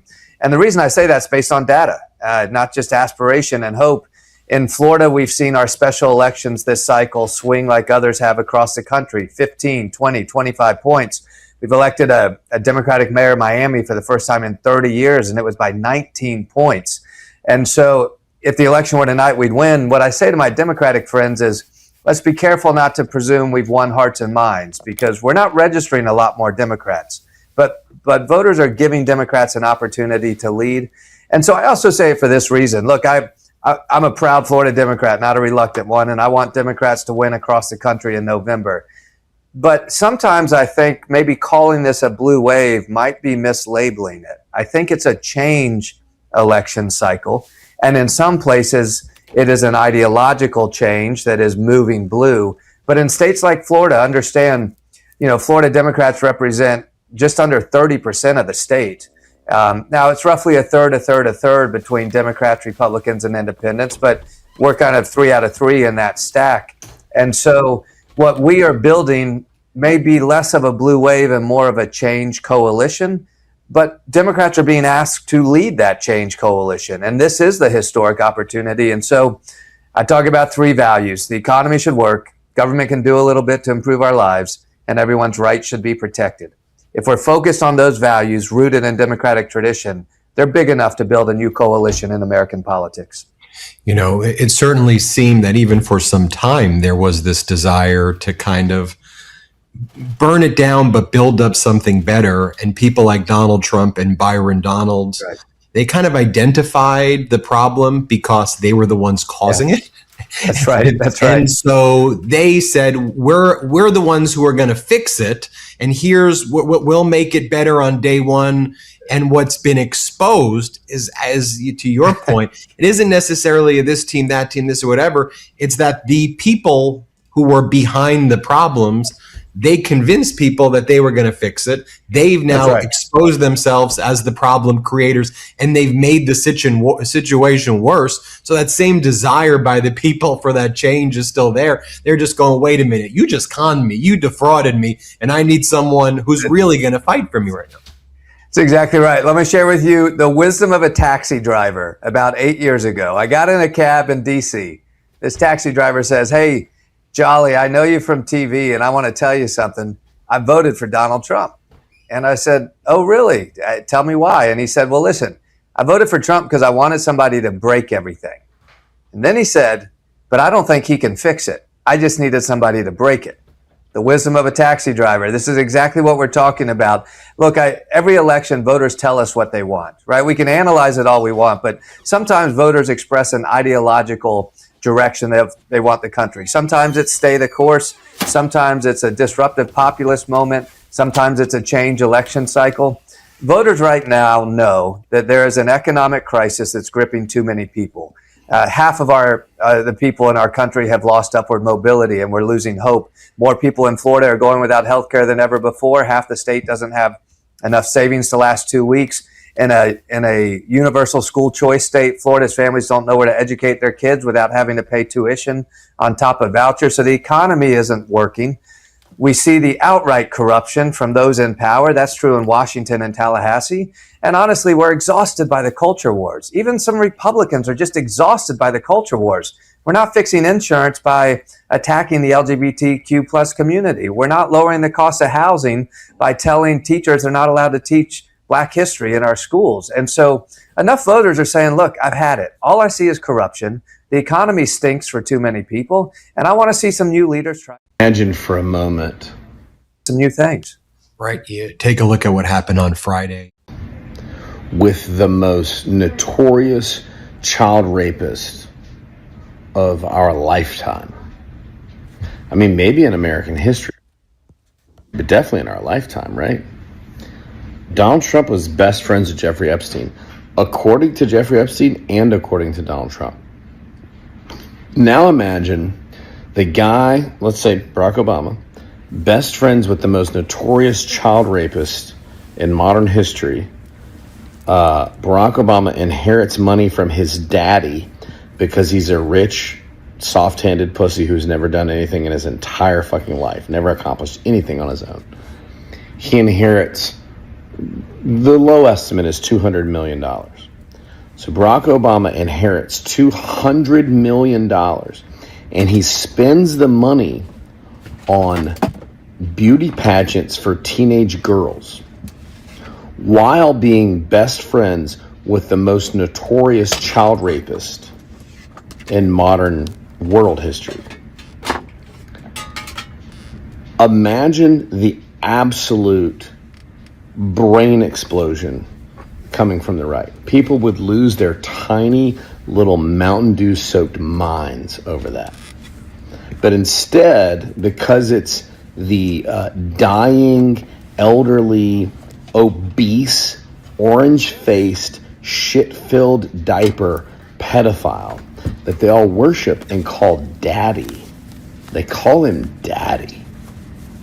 Because it's that guy. Because it's that New York City slicker, lifelong con man. Because it's that guy, they're willing to just look the other way. Because let me tell you something. These people don't stand for fucking anything. They hated Sleepy Joe, but they don't care. Christopher Bridges, you know what the fuck it is. Don't come over here acting like you fucking dumb. At all that their dying child rapist falls asleep on national television. They hated that Hunter Biden was making what, $100,000 here and there, but they don't care at all that the Trump sons are making billions with a B by exploiting their. You just an inferior pink ass, pussy ass, bitch ass boy. Period, point blank. It ain't nothing you can do about it. Go look in the mirror and break that bitch. That's how much you hate yourself. That's how little you think of your whack ass self. Dad's presidency. They don't care that Jared Kushner took $2 billion with a B from the Saudis.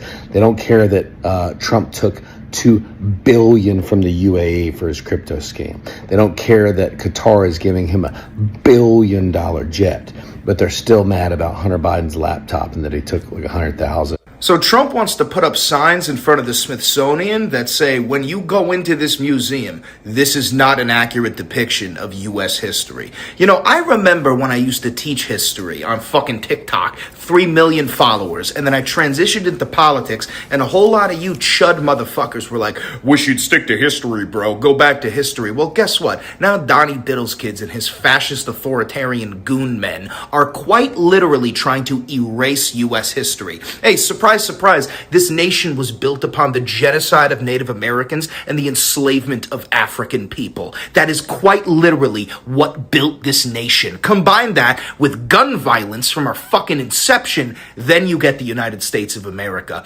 I can't stick to history because these bastards are trying to fucking delete it in real time. So Trump wants to put up... Wow. Things are going very, very badly for Donald Trump, and he is not taking it well. He is MAGA's taking it the worst, though. MAGA is in my comment section acting like a bunch of pussy-ass bitches. They don't have no facts, but they're mad as fuck. And they can't turn back because they done already fucking broke up with their girlfriends. They done already declared Trump as the fucking dick they're going to suck for the rest of their lives. And they have already fucking made themselves look less than a fucking man to their kids. So they don't want to turn back off this shit because they're looking fucking stupid right now. So they got to ride until the train goes completely off the fucking tracks. And I am amused watching you bitches and go. And he is melting down. MAGA is cracking up. I know a lot of people don't believe it, but I'm telling you, we are witnessing the end of Donald Trump and of MAGA. The whole thing is crashing and burning. Republicans are panicked over this war.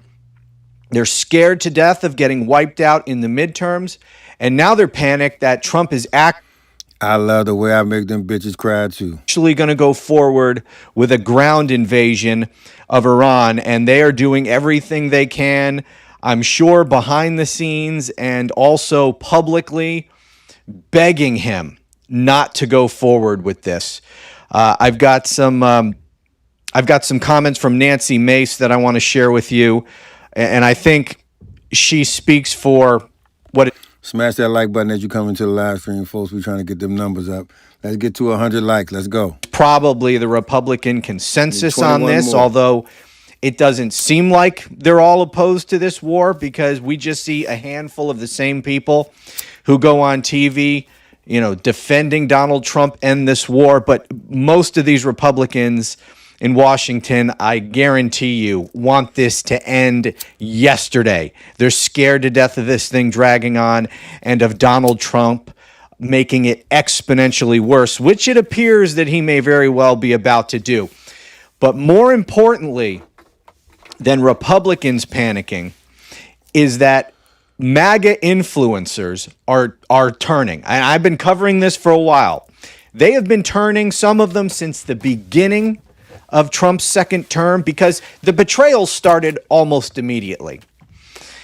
And, people jumping ship, these MAGAs jumping ship and criticizing Trump started very slowly at first, but it's really starting to pick up steam. And a lot of them, I'm going to share with you a couple, but I'm telling you, more and more of them are speaking out against Trump. They're speaking out. They've come to the realization that this was all a lie, that Trump has been lying to them from the beginning.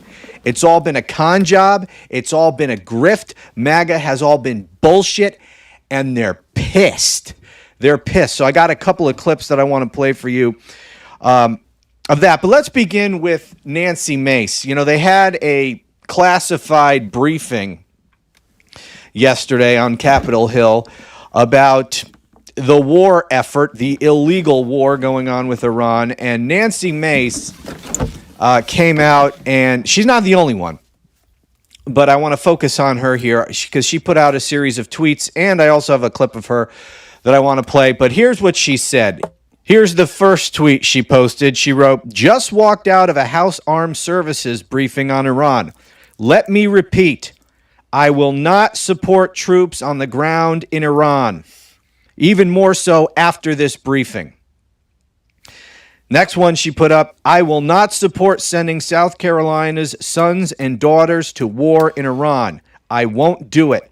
President Trump has been enormously successful so far, but we cannot allow the Washington war machine to turn Iran into another Iraq."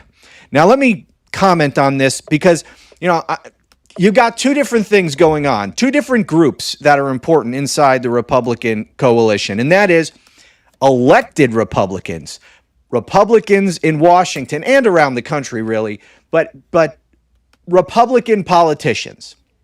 Then you have Republican and MAGA influencers. You got cable news, you got Fox News, you got Newsmax, and those people are going to be the last to turn if they ever do. right? But then you have a group which is increasingly important and powerful and has a lot of influence, and that is the alternative right-wing media, podcasts, YouTube, those kinds of people, and they're turning. These are younger people. Okay, when we're talking about talk radio and cable news, Fox News, and all of that, these are the boomers who watch that. Okay, let me stop this here for a minute and explain something. I am not talking about all boomers. I am only talking about MAGA boomers. Boomers who are MAGAs. Trump-supporting boomers. Boomers who watch Fox News and are brainwashed into the Trump cult. That's it. I'm not talking about all boomers, okay?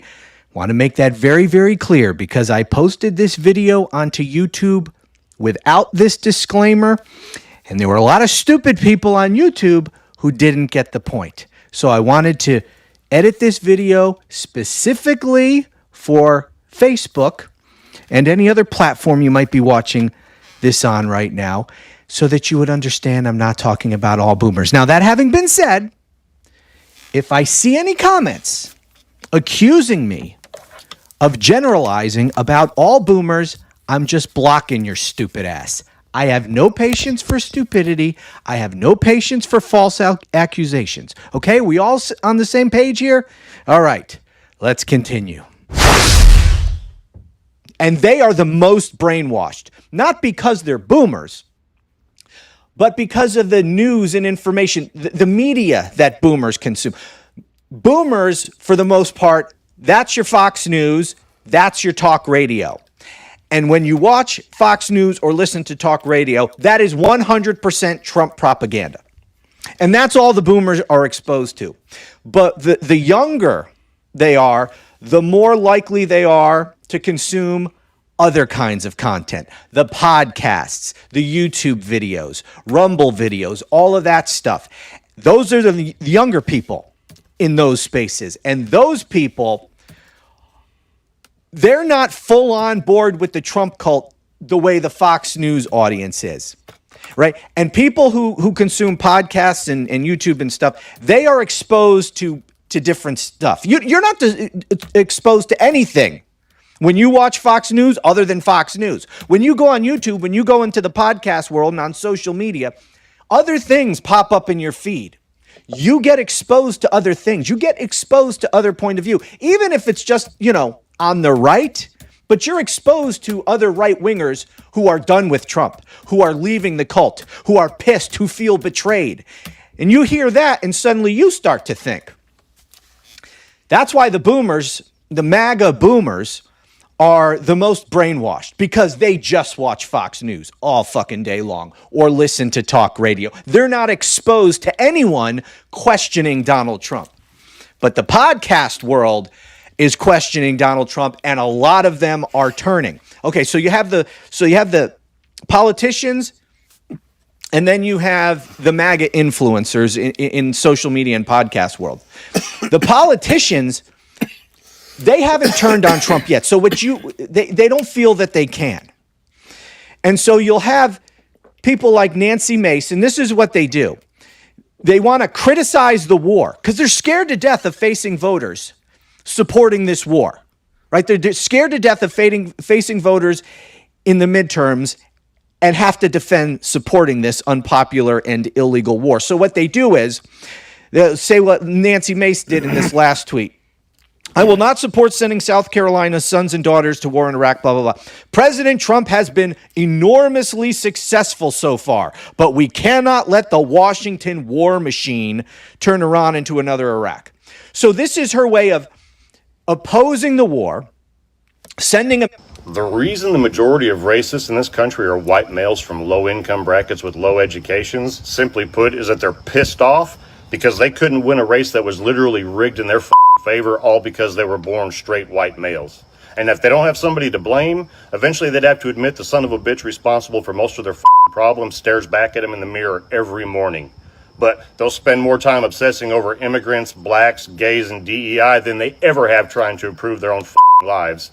I mean, an immigrant didn't blow your paycheck at the bar. A gay couple didn't get your truck repoed. A trans kid didn't make you drop out of high school. A black family didn't keep you from learning a trade, showing up to work, and acting like a decent human being. You did that shit by yourself. So when you're standing there screaming that everybody else is getting special treatment, maybe ask yourself why you're getting lapped by people who had to climb over fences that you never even saw. I mean, you see, racism isn't strength. It's what insecure people wrap themselves in when they don't have accomplishments to brag about. And homophobia isn't toughness. It's fear wearing work boots. And all that DEI whining, it's just another way of saying I'm scared to compete when everybody else finally gets a fair shot. I mean, the hard truth is, if your identity depends upon somebody else staying beneath you, you never stood very tall to begin with. Quit blaming minorities for your misery. Quit blaming LGBTQ plus folks because your life's a train wreck. Quit looking for scapegoats every goddamn election cycle. Just grab a mirror, because that reflection has cost you more opportunities than every immigrant, every pride parade, every DEI program, and every person of color combined. The reason... MAGA, get up. Get up, MAGA. You can stand. Oh my God. He blew their fucking head off. I'm gonna go ahead and put that in a Rolodex as well. That's for MAGA. Whenever y'all come in this bitch talking dumb, let the hounds loose on your motherfucking ass. Because everything she just said was 1,000%. MAGA! MAGA! Is y'all bitch asses still there? Come on, y'all. We got to find some more trolls so we can let them get comfortable in this bitch, then hit them motherfuckers upside their head with this. Come on in, MAGA.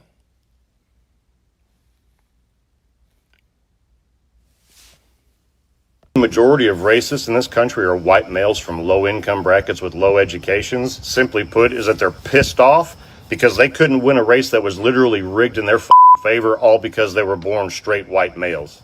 And I told y'all the same shit. I said this shit the other day. How the fuck you got this big-ass head start and your ass still end up in the motherfucking trailer park? And even if you ain't in the trailer park, how the fuck you end up in the same neighborhood as me? Motherfucker, you had a huge head start. Not just a head start with advantages still. Motherfucker, you still live in the same neighborhood I live in. They don't have somebody to blame. Eventually, they'd have to admit the son of a bitch responsible for most of their problems stares back at them in the mirror every morning. But they'll spend more time obsessing over immigrants, blacks, gays. Jeffrey Epstein is everywhere in the media. However, there are two things that they are actively trying to suppress: his links to Israel and the President of the United States, Donald Trump. Me and Jeffrey Epstein, I have nothing to do with that. Is Donald Trump, the current sitting President of the United States, a former co-conspirator in an Israeli compromat building pedophile? Y'all see y'all top weirdo back there, bitch, looking real fucking weird. He don't even look like the girls look like, who the fuck is this guy? How the fuck you got $1 million and you can't even attract no pussy, man? You gotta be a sorry ass man. I don't need no motherfucking million fucking dollars. And I guarantee you I'm sacking shit up. Easily. It's nothing. But to have $1 billion and you still can't get no fucking girls? Like, what the fuck, dog? Like, give it up. Don't ever fuck trying to be better than Barack Obama. Bitch, you ain't better than me. You lame as fuck.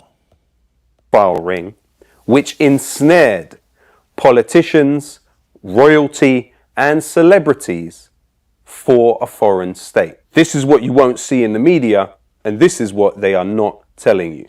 There are around 3 million documents in the Epstein files, and only half of them have been released. US Deputy Attorney General Todd Blanche made clear that they have omitted from the Epstein files anything that depicts or contain images of death, physical abuse, or injury, also not produced. On the 30th of January, when these latest files were released, there were 5,361 files directly mentioning Donald Trump. As of February the 2nd, there only remains 4,896 files mentioning Donald Trump. Over 460 Epstein files mentioning Trump seem to have been deleted. Let's talk about why that might be. Jeffrey Epstein worked for Israel. That's not my opinion. That's the statement of former Israeli intelligence officer Ari Ben-Menashe, who stated that several US presidents were entrapped by Israel through the activities of Jeffrey Epstein. They trapped a number of U.S. presidents by using Jeffrey Epstein. The American government is sort of trapped by the Israelis. Jeffrey Epstein is one of their tools to trap them.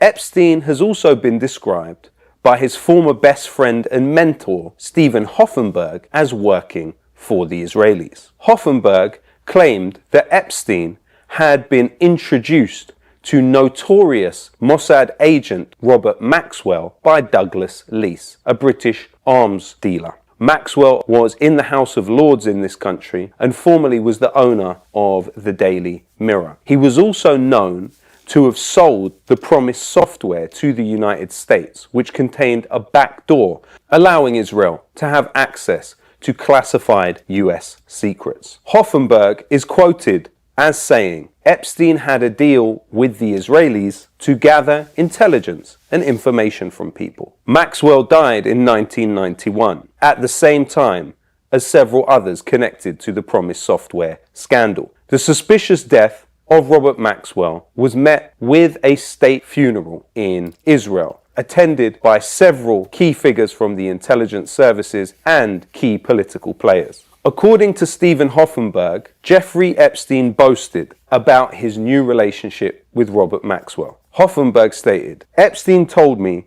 that Ghislaine Maxwell was going to be the breakthrough to bring him into that orbit, to be able to be part of the agency in Israel, and that's what did occur. At the age of 77, Stephen Hoffenberg was found dead in his home. It was believed that his body had been dead for 7 days before it was discovered. It is also a known fact that Epstein met with former Israeli Prime Minister Ehud Barak 30 times between 2013 and 2017, 5 years after he had been convicted as a sex offender. The latest Epstein files contain a secret recording that Epstein made of himself coaching Ehud Barak on how to make money in the private sector. This is while Barak is still the Minister of Defense in Israel. Epstein encourages Barak to compile a list of 40 people that owe him favors from his time in Israeli government. He points out Peter Thiel, one of the founders of Palantir, a company which today has been essential to Israel's war in Gaza. Epstein later contacts Peter Thiel and describes himself in the following way. As you probably know, I represent the Rothschilds. Also in the Epstein files is included an email from Ehud Barak with a pitch for the company Toka. Toka, as an intelligence firm, offers to its clients the ability to hack all manner of smart objects, including alarms, fridges, and other contraptions which may be around people's houses today. It is, in essence, a spy firm. So while Jeffrey Epstein was a human information gatherer, the Epstein files reveal both him and Ehud Barak working to harness technological advancements to their advantage for spying on other people. He won the IBF heavyweight title. The U.S. does not plan on stopping this war. This is a long war of attrition. The United States is planning. This whole deal was to buy time, folks. Don't think there was a shred of honesty or integrity. And you know what? When you hear the pundits on the big podcasts saying, Donald Trump never wanted this war. He absolutely didn't want to go to war, but Israel made him do it. No. Donald Trump doesn't know what he wants. He doesn't know what he's doing. He'll go wherever he's pushed. He's weaker than Biden on a certain level because he has no agency himself. He's only got agency to steal things, pirate ships, break international law, kidnap heads of state. That's the only time Donald Trump uses his sovereign agency. But when it comes to using your agency to execute American interests, not Israeli interests, American interests, nowhere to be found. So it's Trump's weakness. Obama was 10 times stronger than Trump in this respect. The fake bravado, the fake alpha male, the UFC fights on the White House lawn, that is not alpha, that's beta. The president is a disgrace. He's moping around. Do you have a daily ritual that just is your own? Mine is coffee. I love the smell.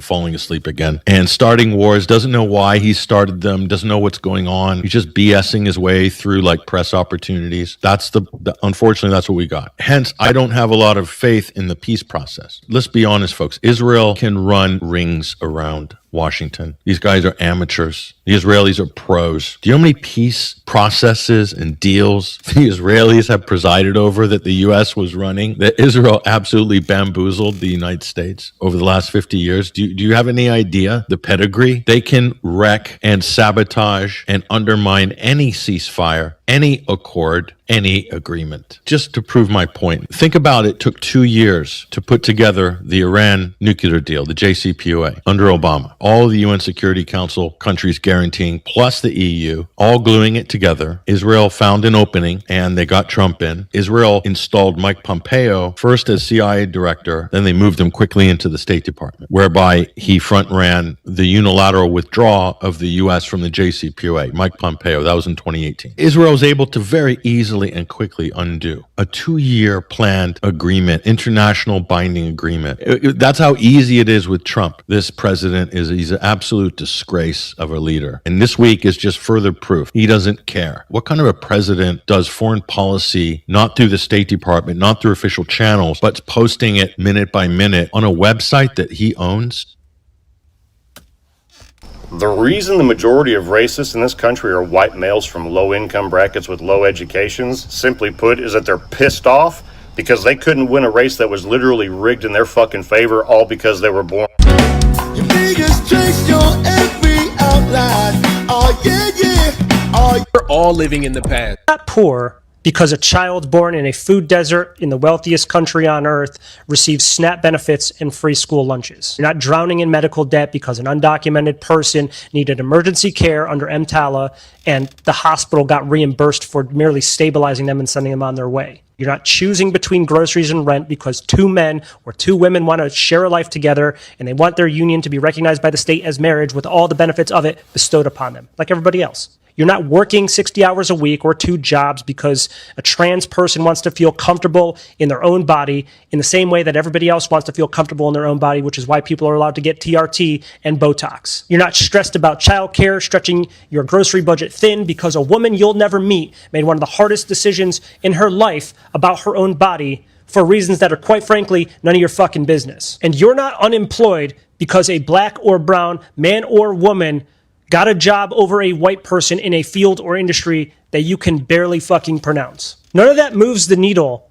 on your rent. None of that impacts how much your employer pays you, your salary, or your hourly rate. None of that built the medical bill that's sitting on your counter that you're too afraid to open. You're struggling because your landlord or your property management company is backed by private equity, and that private equity firm bought up half the block and raised rent 20% in 1 year. You're struggling because your employer posted record profits, and instead of reinvesting in their workforce with raises, they gave only the executives and themselves bonuses. You're struggling because healthcare in this country is for profit. It's a for-profit industry, and the insurance companies make more money with the more claims they deny. You're struggling because 3 men have more wealth than half the country combined. You're struggling because the people in power today passed a tax bill that hands the richest 1% roughly $1 trillion in cuts over the next decade, while your taxes continue to go up to help pay for it. You're struggling because gas and grocery prices spiked when this administration pushed the country into a war with Iran, shutting down oil trade through the Strait of Hormuz, so every industry, every second-order industry that's impacted by the price of fuel, raise their prices on you. You're struggling because this administration slapped tariffs on everyday goods, and that cost didn't come out of some foreign country's pockets. It came out of your pockets at checkout, and then when it was refunded, you got none of that back. It all went back to the companies who raised their prices on you anyway. The only thing that's certain here in the United States are death and taxes. You sign that social contract the second you're born here and you're granted U.S. citizenship. It doesn't matter to what administration. You will pay your taxes, your fair share. Where those tax dollars are allocated is what's important. Do you want them allocated to programs that help Americans, help other Americans, or help you? Or do you want them going Friction hitch, no lies detected, bruh. strictly to our Department of Defense and tax breaks for billionaires? That circle jerk of wealth transfer between the top 1% in this country can persist while you're down here struggling to pay for groceries. You're so focused on the culture wars, you can't even see the hand that's in your pocket robbing you every fucking day and returning nothing to you of value. You need to wake up. Not poor. Sometimes I read the comments on my posts and I want to cry, but not for the obvious reasons. And it's not white woman tears, don't worry. It's not because I get so many awful comments. It's not because they insult me. They love to point out how old I am or call me a liberal or the old-fashioned libtard. They love to call me a Karen. Or they accuse me of loving black people as if that would somehow insult me. But they don't understand that my age is a gift that lets me see their attempted insults about all of that for what they really are. They're about self-loathing that they can't express except by attacking people like me on the internet where no one can see their fear and insecurity. Lifelong perspective is a gift. Everyone should get old if they can. But that's... Look at this video and tell me what you think.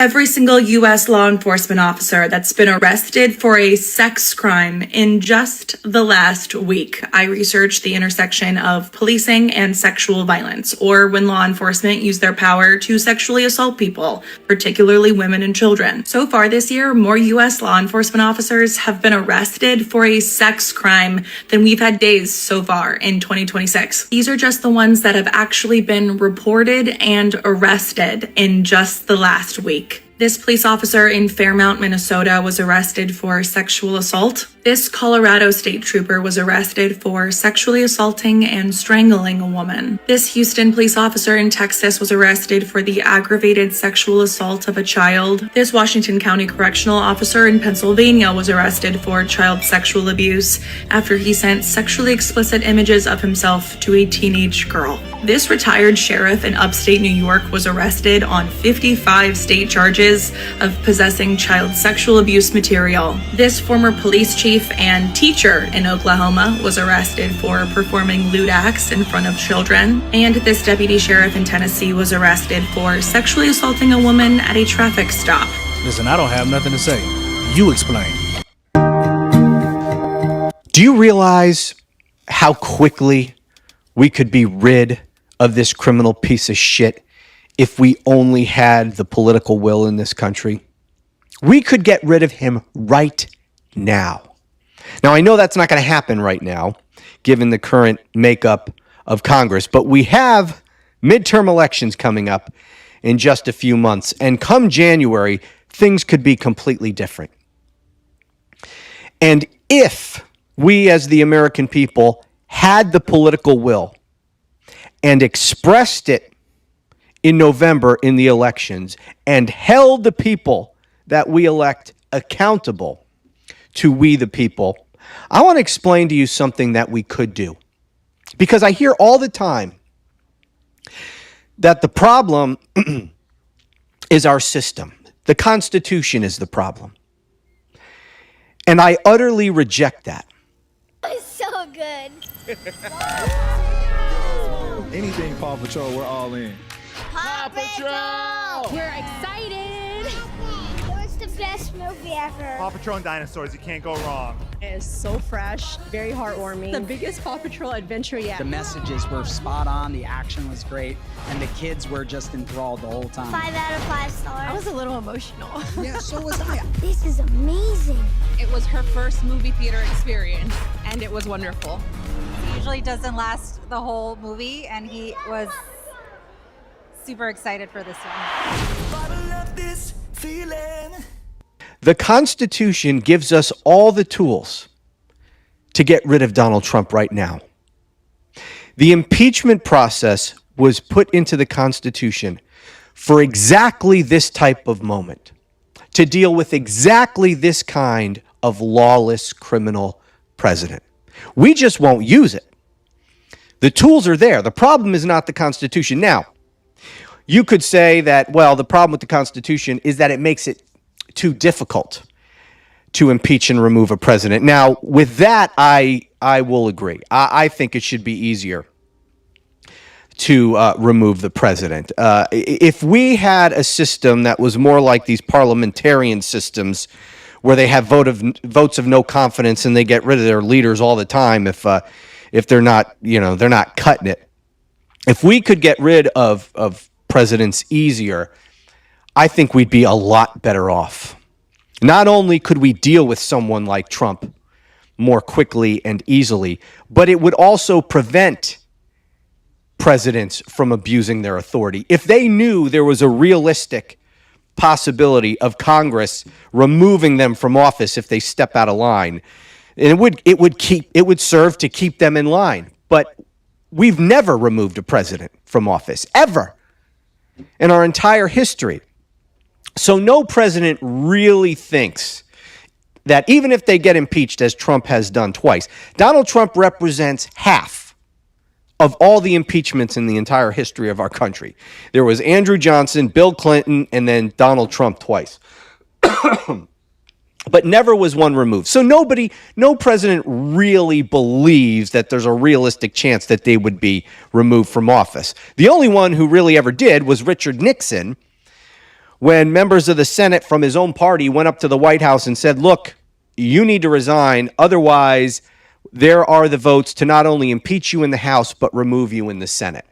So faced with that, Richard Nixon resigned. But anyway, if it was easier to remove a president through the impeachment process, that alone, the real threat alone, would serve to keep presidents in check to a large degree.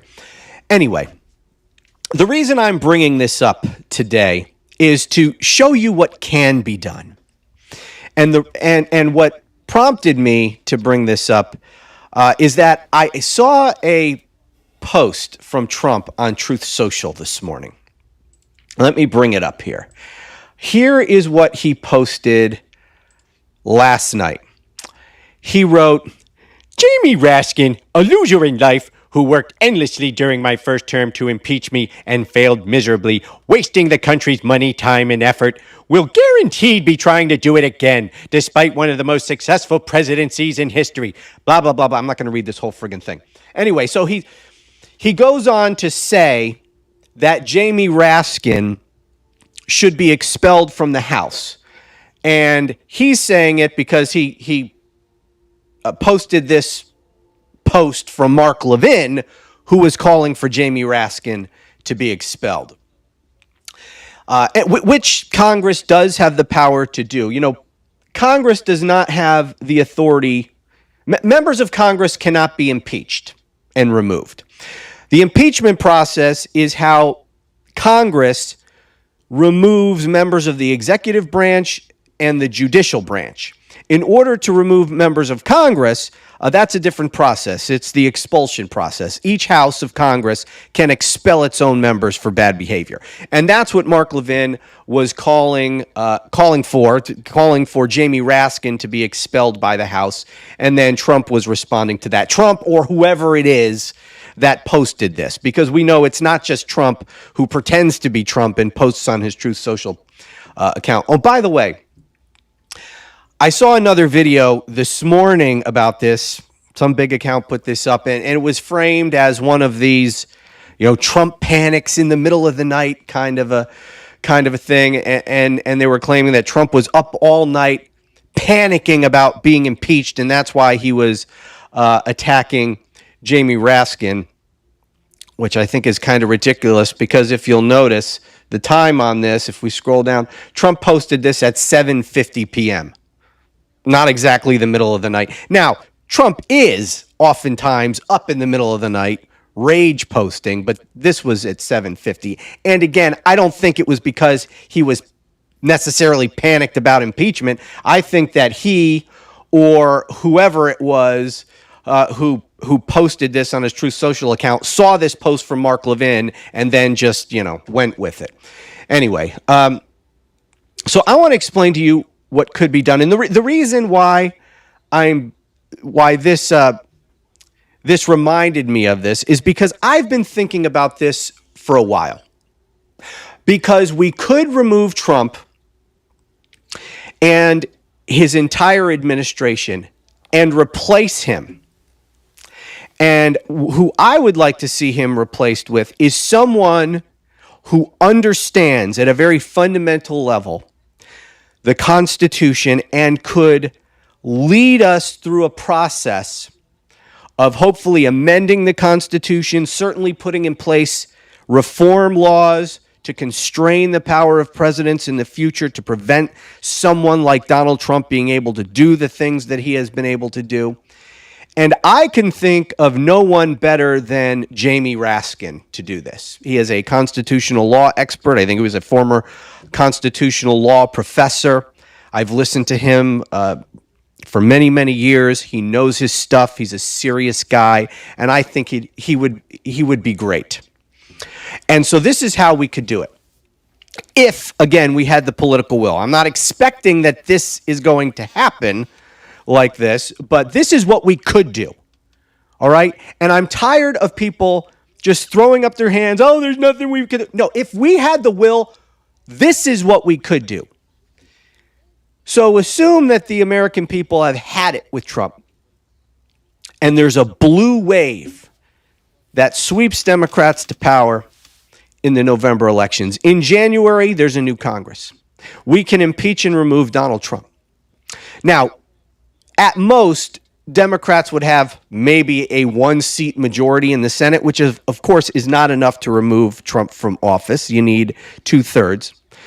But I also reject utterly the idea that Democrats would need to have a 2/3 majority of Democrats in the Senate in order to remove Trump from office. I don't believe that at all.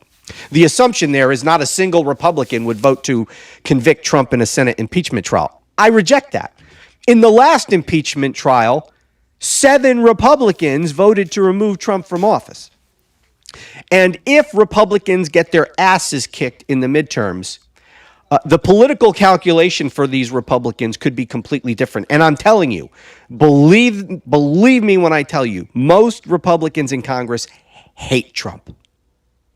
Most of them hate his freaking guts. They live in fear of this guy. They hate this guy. They hate what he's doing to their party. Maybe not necessarily they hate everything that he's doing. I mean, if he was more popular, they probably wouldn't have much of a problem with it. But they hate the fact that they have to defend him and all of these things. They hate the fact that he is... Look, I mean, they could read the polls. They can see what their chances are in the midterms. And if they get wiped out in the midterms... And now 2 years, and then 2 years later, they're facing the possibility of losing control of the White House. The political calculation may be completely different. So we don't necessarily need to have 2/3 of the Senate controlled by Democrats in order to remove him from office. But so just hypothetically, say we do. We can impeach and remove Trump from office sometime early next year. Well, here's the thing. We can impeach and remove not only him, but J.D. Vance. Now, I want to address something else at this point. There's something that's been going around on social media for months and months. I've addressed this before. I hear it all the time. I don't know where this got going. Who got this going? I have no idea.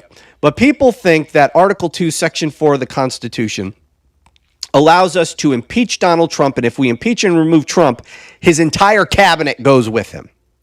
It's completely not true, but that's what many people believe, because again, I hear it all the time. Now let me read Article 2, Section 4. It says this: the President, Vice President, and all civil officers of the United States shall be removed from office on impeachment for and conviction of treason, bribery, and other high crimes and misdemeanors. Now, people take that to mean that if we impeach and remove Trump, his entire cabinet goes with him, because it says the President, Vice President, and all civil officers of the United States. And people take that to mean his cabinet. Of course, it doesn't say anything there that if you impeach the president, that anyone else goes with him, but that's what people seem to believe. But I would point out to you that all civil officers doesn't just refer to Trump's cabinet. It actually also includes the entire judicial branch. All judges in the judicial branch are covered by all civil officers. What this section actually means, very simple, it simply explains who can be removed through the impeachment process. That's it. Not that they all go at once if you impeach one of them. That's not how it works. You still have to impeach and remove each one individually. That being said, however, there is no reason we can't impeach more than one of them at the same time. Now, they would each have to have articles of impeachment filed against them, but what you could do is just do it at the same time. Just vote on both of them at the same time, or one right after the other, and then try them jointly in the Senate, or one right after the other. There's no reason you can't do that. So imagine a situation where we can file articles of impeachment against Donald Trump and J.D. Vance. They impeach him in the House. You send those articles of impeachment over to the Senate, and you vote. You hold a conviction vote at the exact same time, or one right after the other, and you get rid of both of them. Now you have no president and no vice president. So what happens? Well, the Speaker of the House becomes President of the United States. So again, now we are in the early part of next year. Assume again that Democrats had won control of the House of Representatives. They will have chosen their Speaker of the House. They could have chosen, who I think would be great, Jamie Raskin. Jamie Raskin could now be president. As soon as you convict Trump and J.D. Vance, Jamie Raskin becomes president of the United States. You still, at that point, have the vice presidency open. Now, again, I want to correct a misunderstanding that people have. People seem to think... Hey, y'all, this is what we're going to do. Give me like 5 to 10 minutes, and I'm going to get a new title. And we're going to get back to the business. Hold up. That the presidential line of succession means that